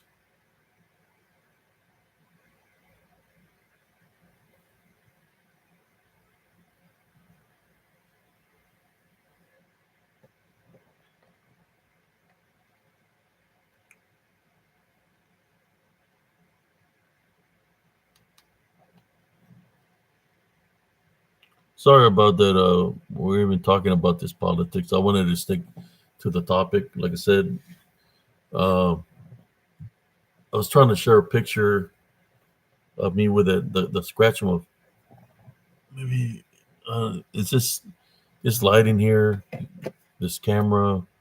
Yeah, I can probably light up the camera, the lighting, but it's not going to give me a good picture because of the glare. Yeah, it's not going to give me a good picture of where I have my scratches on my face.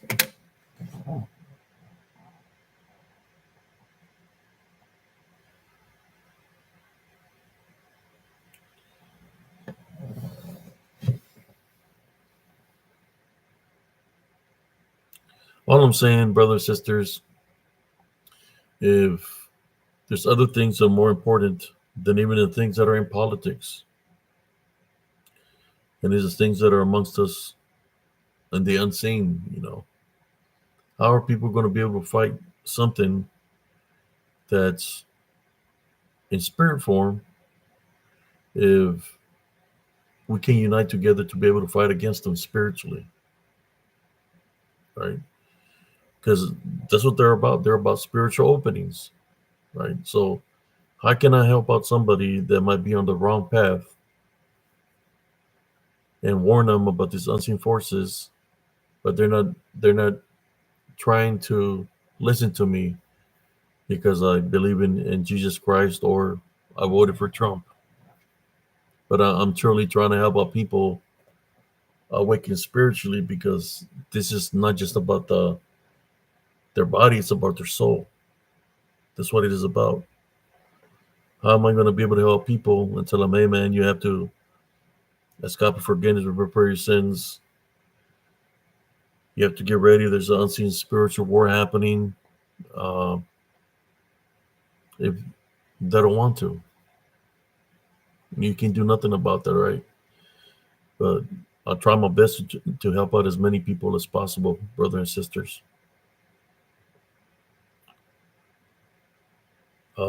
Even help out some, like when the enemy was giving up, I was glad that they were giving up in combat because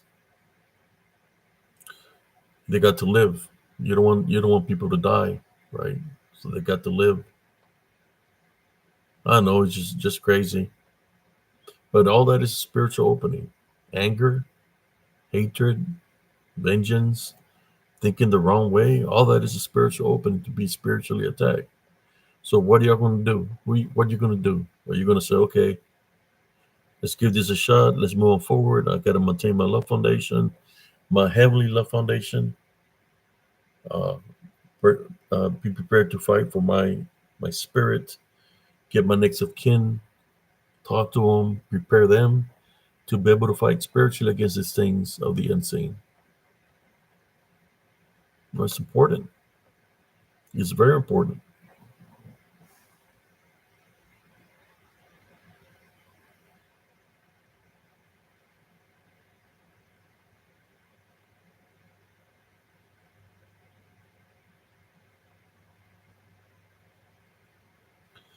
Yeah, a lot of those people, they're in the politics, the Hollywood, all these people. They've done sold. You could you could literally say they've done sold their soul to be famous and rich. There's they've made deals, whether they're part of Illuminati or whatever cult they belong to. They've made their deals, right? So they already know what their fate is. That's why we got to remain humble. Place Jesus Christ first. That's the only way we're going to be able to come this unseen forces. Just like that winged creature that targeted us when I was a young kid. He knew I had a good heart. That's why he came try to mess with me, because he knew that I had a good heart and I was going to do things later on in the future. So he tried to eliminate me out of the equation at a young age. But I'm still here. Why am I still here?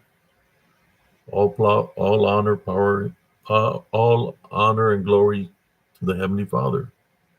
It's because of Him that I'm still here.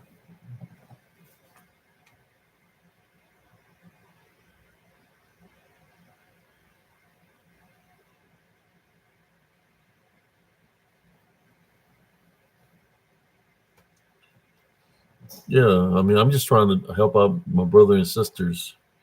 And there is a way these people can be saved. If there's anybody that's in Hollywood or they're part of this cult or whatever, it's never too late to ask to repent for your sins and ask God for forgiveness.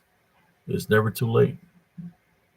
But it's got to be a personal decision of you doing that, breaking free away from what you're affiliated with, asking God, uh, repenting for your sin, asking God in true forgiveness. That you truly mean it. He knows you can't lie to Him. He knows what's in your heart. He knows what's in your mind. He knows when you're being real, when you're being sincere. So it's never too late. It goes to anybody. It's never too late to repent for your sins and ask God for forgiveness. He's a forgiving God.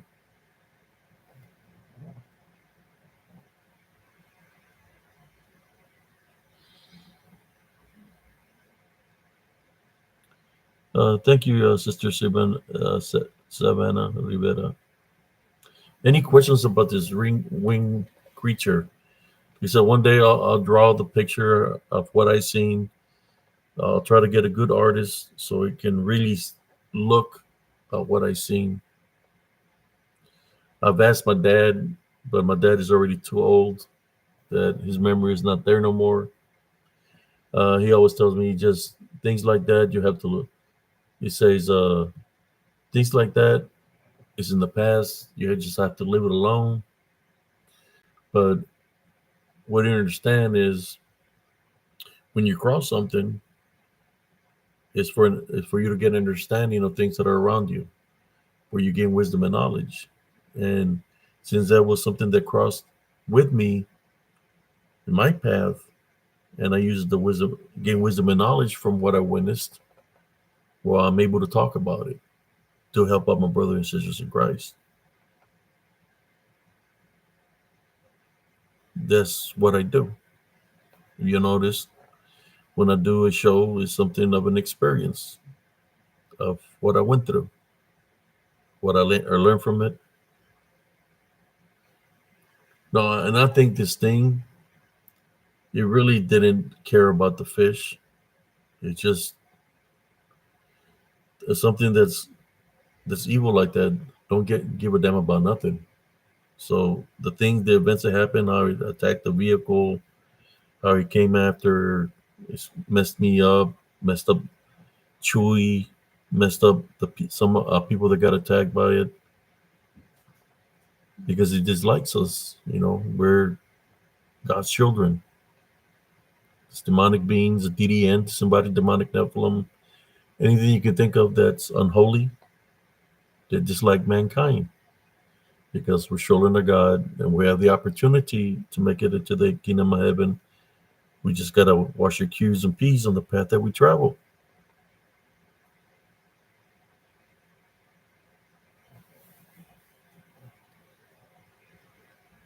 You don't really hear the media talking too much about the things we talk about here in Spiritual Encrypted Encounters. I just thank to whoever the higher power is that has allowed me to continue to do this show, uh, because we talk about some hot topics. Like I said, in the balance for the people that are listening, there's two sides of the balance. There's good and there's bad. To me, the people on both sides are still my brothers and sisters. I'm just trying to awaken some spiritually to free them from the control of being bonded by these unseen forces.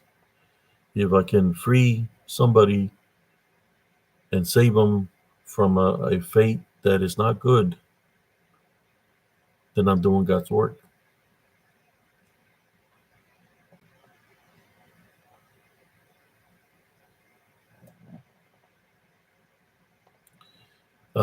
I believe there's a lot of things there, actually.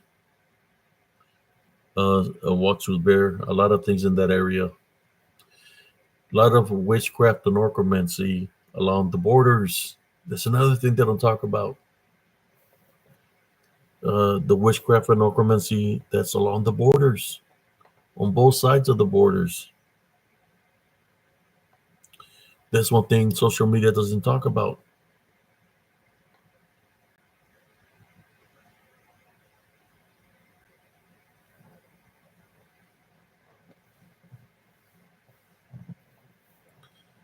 Witchcraft and necromancy. When you have witchcraft and necromancy, what is there? Portals, summonings, all kinds of activity. You hear where they said that the border patrolman seen this dog man out there, Lycanthrope. demons, a lot of witchcraft and necromancy on the borders. A lot of people that have died throughout the years. That's why it's important to keep the border secured.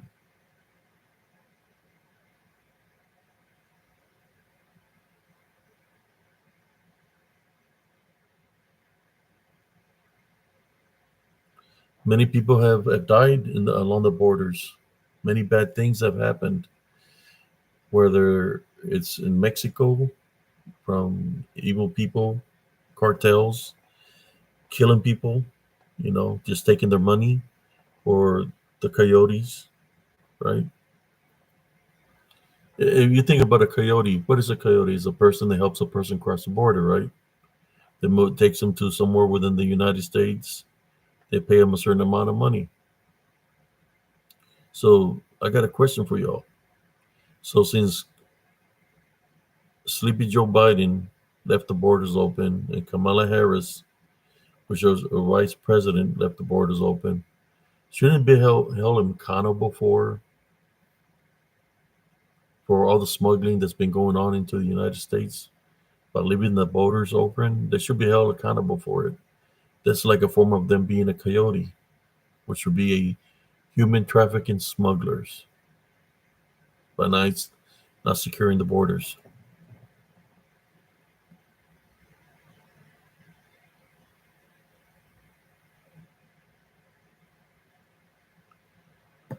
Yeah, it's hot and heavy in those locations, brothers and sisters. A lot of witchcraft, necromancy.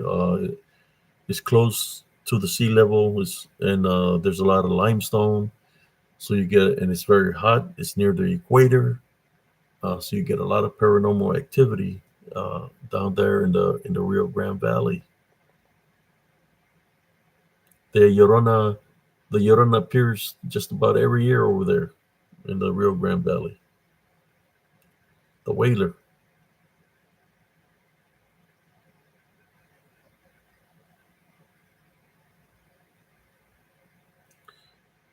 Thank you, Flavors Paris. This is what I do. I don't sugarcoat anything. I'm not gonna bullshit nobody.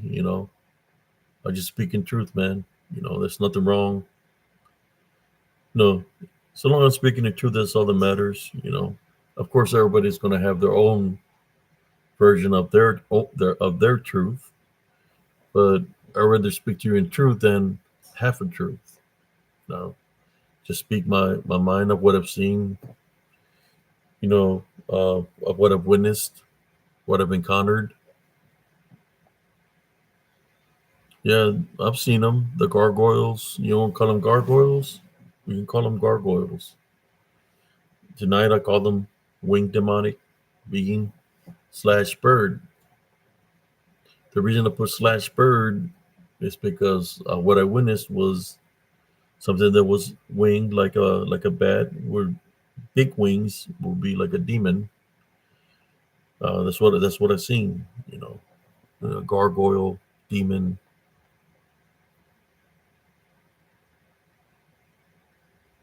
Not Mothman. It didn't have Mothman flies. It had bat wings. Bat wings.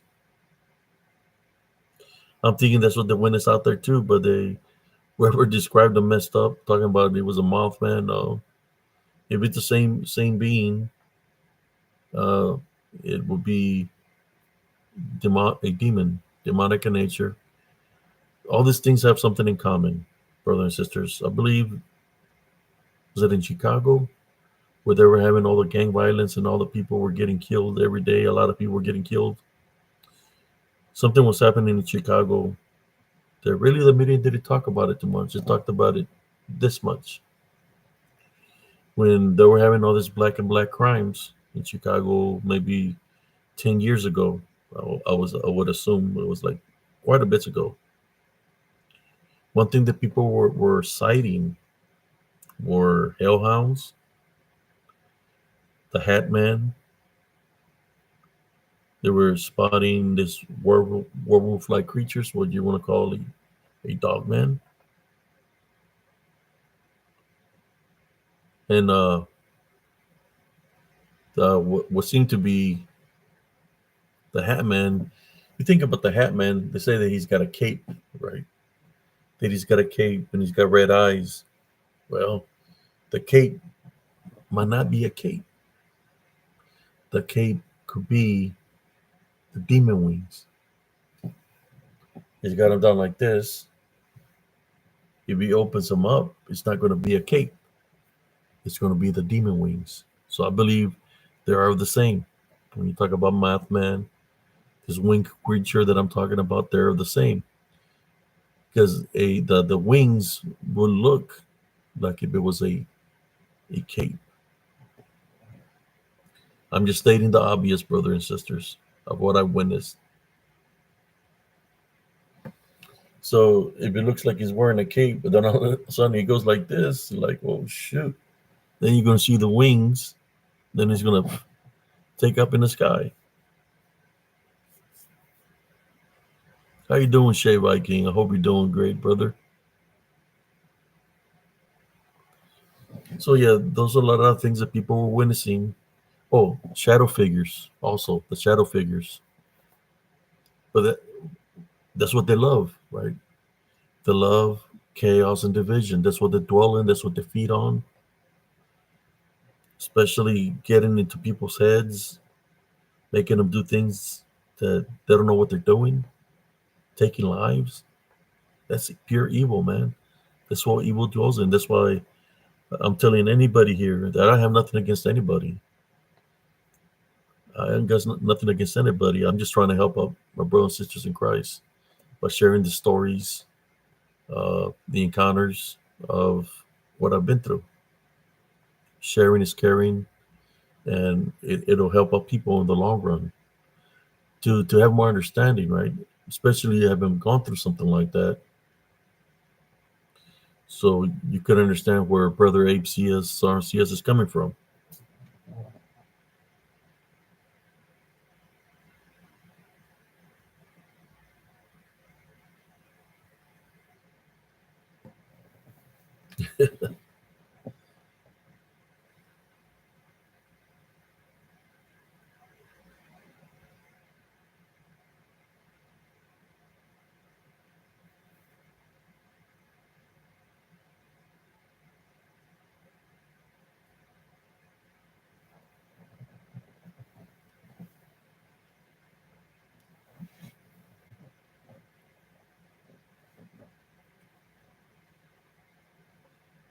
And you know what's weird about this, brothers and sisters, is these things that I speak of that I witnessed when I was a kid. They're still amongst us here as many years has passed by. They've been living in our society. They've been amongst us. They're here. They're still here. Why? Part of spiritual warfare. They're amongst us. Just like they're amongst us, there's angels that are amongst us. There's things of higher power that are amongst us, watching over us, protecting us, guiding us, guardian angels. You know, everybody's got a role to play.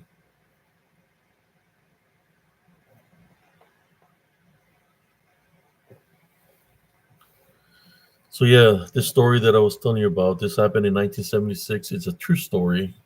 There was a lot of animals found dead were the sighting of this winged creature. People were saying some were saying it was a pterodactyl, some were saying it was a thunderbird, some saying it was just a big bird. But that's not what I witnessed. I'm just sharing what I witnessed. You know, that's why I called it the winged demonic / bird, because it didn't look like no bird to me. Uh, could it possibly resemble like a pterodactyl? Well, it didn't have no beak, so it couldn't have been a pterodactyl.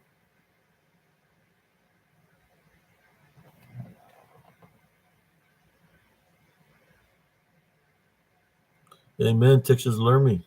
That's awesome, brother.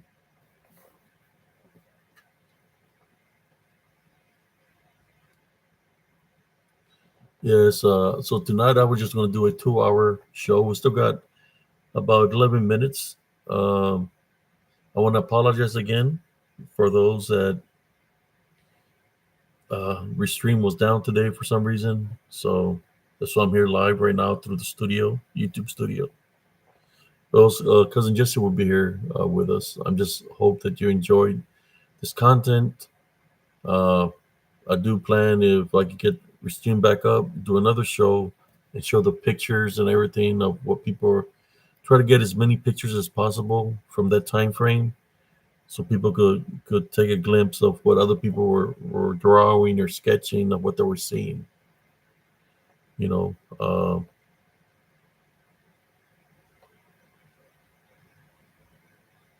you're welcome, Sister Ivy Ramirez.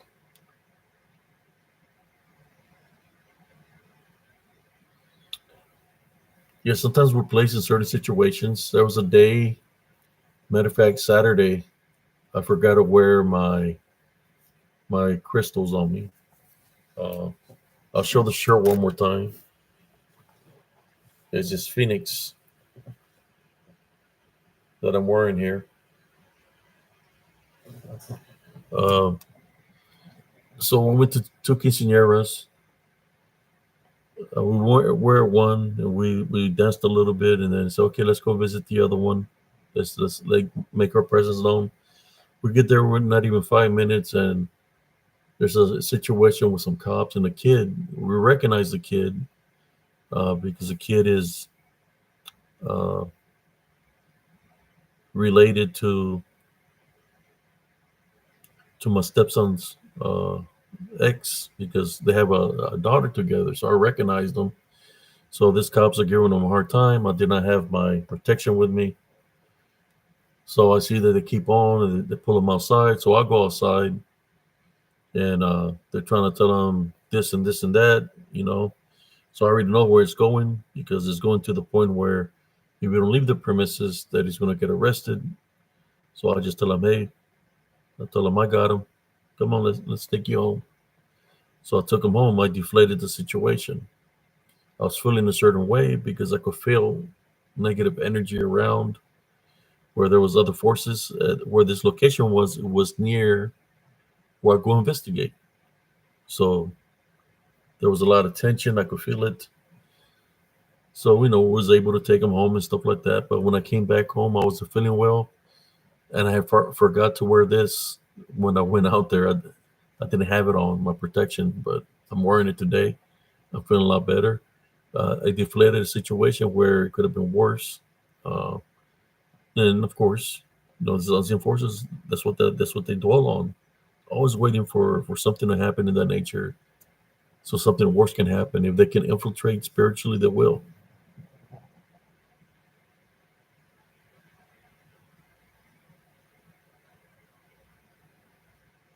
Yes, you got to play Jesus Christ daily.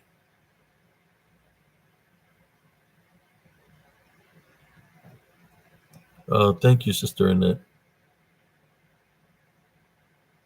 Oh, well, I knew the kid. The kid's only 15 years old. I think he had got into trouble with the law, so he was on probation.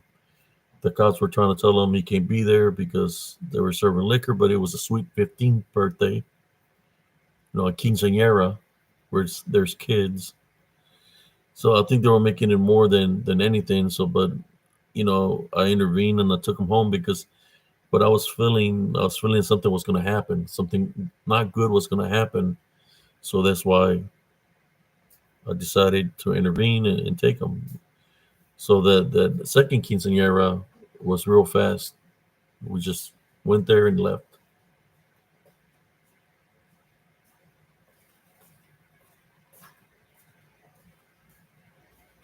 Yeah, de-escalated the situation that I left the cops with their mouth open.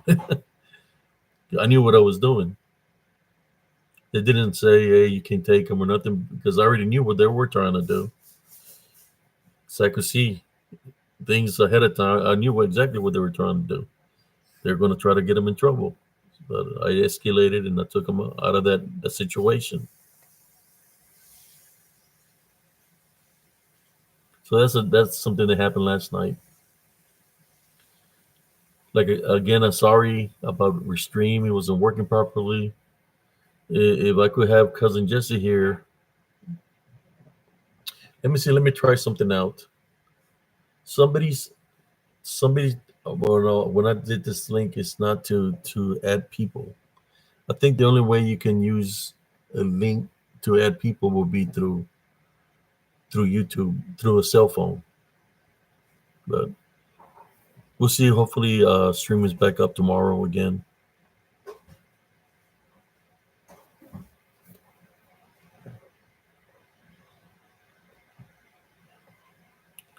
But yeah, uh,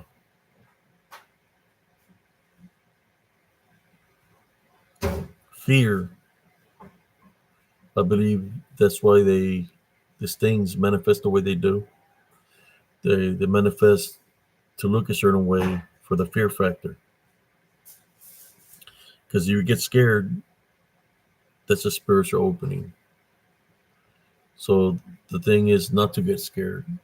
You know, when you're a kid, you're a kid. But as you've been through life, like for example, me, I've been in combat. I've seen a lot of things that I could see something. I'm not going to be afraid of it because I've seen so much in my life that I'm used to it, and I knew that I can't give it a spiritual opening through fear. So I tie bind and rebuke it in Jesus Christ's name.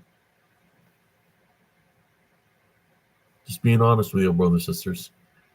For anybody that you've seen, and we see that a lot within our society, where people try to fear monger, people try to pretend they're up here in a certain way. There's different kinds of fear mongering, right? That they do.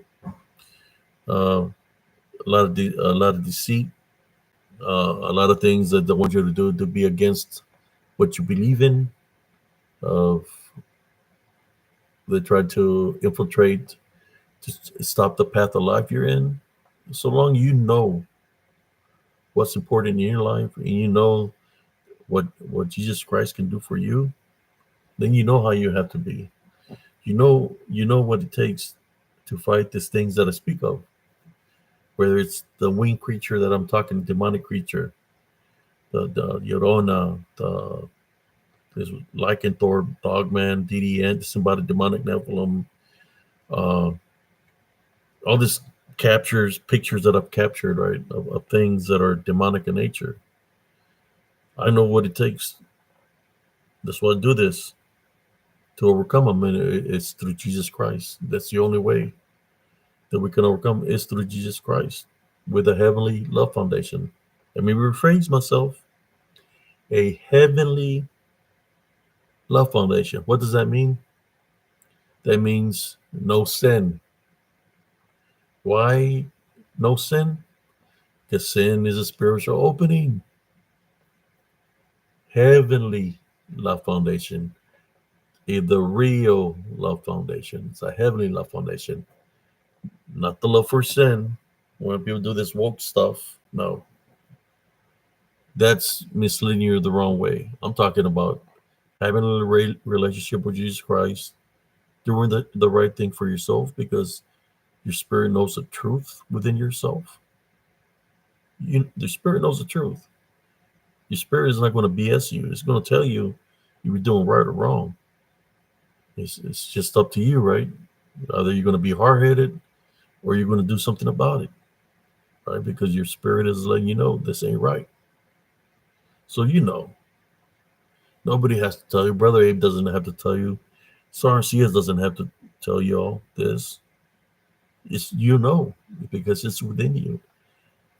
That spirit that's in there that tells you, hey, it's not right. Do this. Watch out for this. Watch out. It guides you. Right?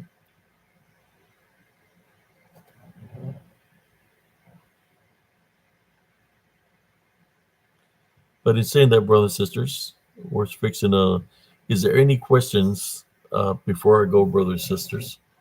Any questions about what I was talking about tonight, dealing with this winged creature? I had a little thing where I drew how it looked to me when I seen it, but I lost it. I drew it like maybe 10 years ago. I started drawing all the figures. I need to find the paper. It's like an art thing where I was drawing all the things that I encountered, but Like I said, I'm not a good artist, uh, but if I can find an artist so I can tell them, how it looks, or if I see something that it looks different than what I've seen, to correct it, that's what I'm going to do. But in saying that, brothers and sisters, again, I want to apologize. Sorry for the late live. We're having problems with Restream, and I want to say thank you to everybody that tuned in tonight. Like I said, I got nothing against nobody, anybody, even people trolling. Got nobody, nothing against anybody. Can't be that way. Can't have hatred or anger. Why?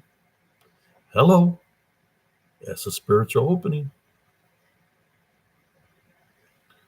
Uh, who's ever angered? When you anger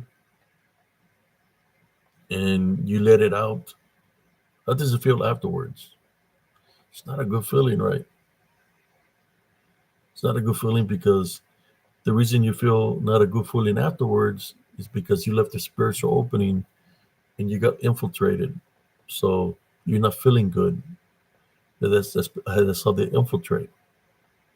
That's why it's important to maintain a family love foundation always. You can say, God bless you. I love you. I forgive you. Like, you know what, man? Let's squash this. Let's move on forward as friends. Use the love foundation.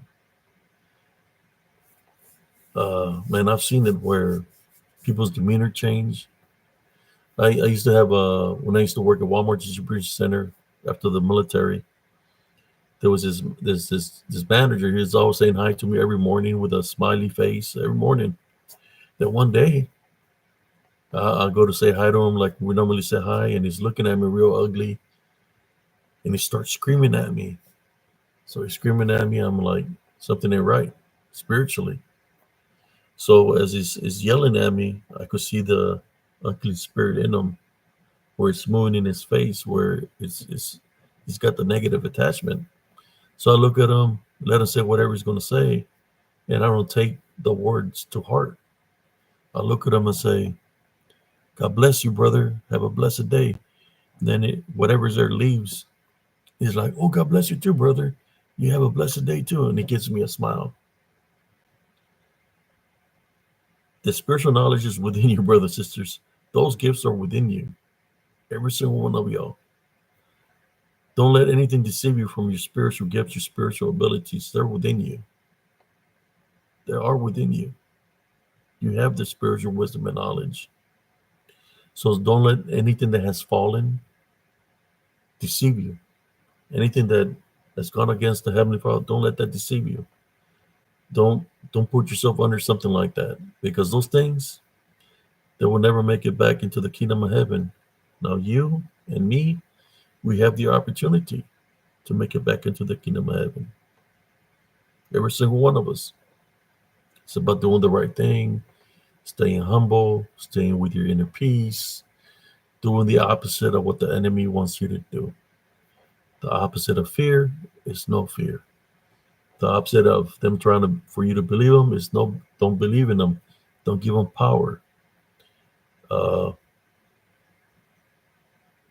the opposite of hatred is peace. Have peace within your soul. Close any openings that they're trying to use against you, and you have to say, "I tie, bind, and rebuke you in Jesus Christ's name. Let me be. Leave me alone. You're not welcome here. I take authority over you in Jesus Christ's name. They'll leave you alone. They'll flee." Be stubborn with love. If that makes sense. With the heavenly love foundation. Don't give the enemy any uh, any room or anything, right? Because you are somebody. Every single one of y'all here that's tuning in to Spiritual Equipped Encounter is somebody very important. Don't let anybody let you think otherwise, brothers and sisters. Every one of y'all is unique. We're all unique in our own kind of way. And we're all cross paths here for a reason on Spiritual Encrypted Encounters. Some of y'all coming from my brother Josh's channel, Paranormal Roundtable. Shout out to brother Josh Turner, sister Nellie Turner, and PRT. Me, I hadn't been feeling well, as you know, for about a week. Hopefully, I can get my groove back tomorrow and start doing my workouts. But I took like almost a whole week, like a light workouts because I wasn't feeling well. And we'll see what we have in store for you all here in Spiritual Encrypted Encounters as possibly might go to certain locations and do some investigations. We'll see.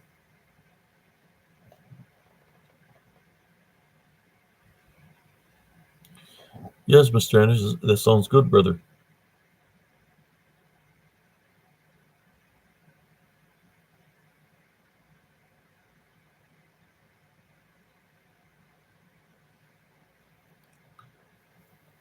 Yeah, forgiveness. The reason is it's important to forgive, brothers and sisters, is because forgiveness is a part of love, and when you forgive, and through forgiveness, you close any generational curses by forgiving. You close any generational curses of anybody in your past, of your bloodline. When you forgive, you cut those negative ties. What does that mean? That means that those demons, winged creatures, whatever you want to call them, uh, things on the other side of the balance, have no more jurisdiction over you because you've cut those negative ties and you've chosen the Heavenly Father, and He's blessed you with the spiritual gift of discernment to be able to do the works that you do. So you free yourself from anything holding you back.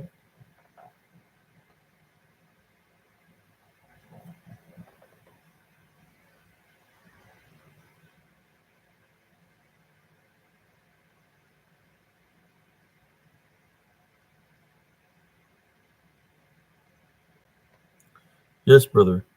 Uh, telling you, when and the Heavenly Father knows when you mean it, when you truly forgiven, because He'll bless you with the spiritual gift of discernment. That's the reward that He blesses you with. The spiritual gift of discernment. With the spiritual gift of discernment is gonna help you grow even more spiritually. It's an amazing feeling. On one side, where there's anger and black heart, you could say, feels like you're drowning, like you're in quicksand. You don't feel no love. You're always mad. That's not a good feeling. The good feeling is when you're free from that and you feel the love that's coming from above to you that makes you feel different and start showing the signs of love to other people, knowing that your self-worth, you are somebody, that you are a blessed person. We're all chosen ones. We're all blessed. And that's an awesome feeling. Awesome feeling where if the unseen enemy tries to come and infiltrate or tries to come at you in a negative way, that you have the spiritual ability to say, I take authority over you in Jesus Christ's name. Leave me alone. You're not welcome here. I bind and rebuke in Jesus Christ's name. Boom, they're gone. Know your spiritual self-worth. Stay humble. I'm telling you, man, it's an amazing feeling.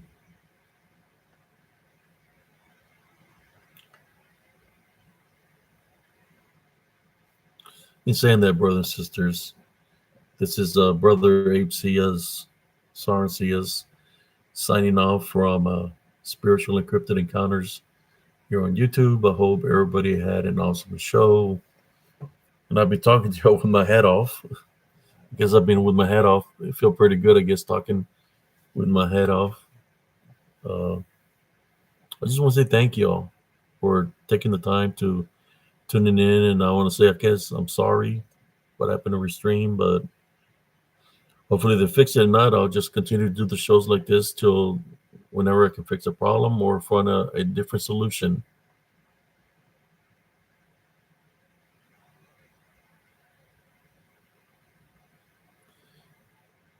Thank you all. Good night, Sister Morgan, Brother Exuberance. Awesome job as always. Sister Ivy Ramirez. We got Shay King and everybody that tuned in. Cousin Jesse Carvajal. Thank y'all. This is, like I said again, Brother HCS signing off. Everybody have a blessed morning and day. Peace out, everybody.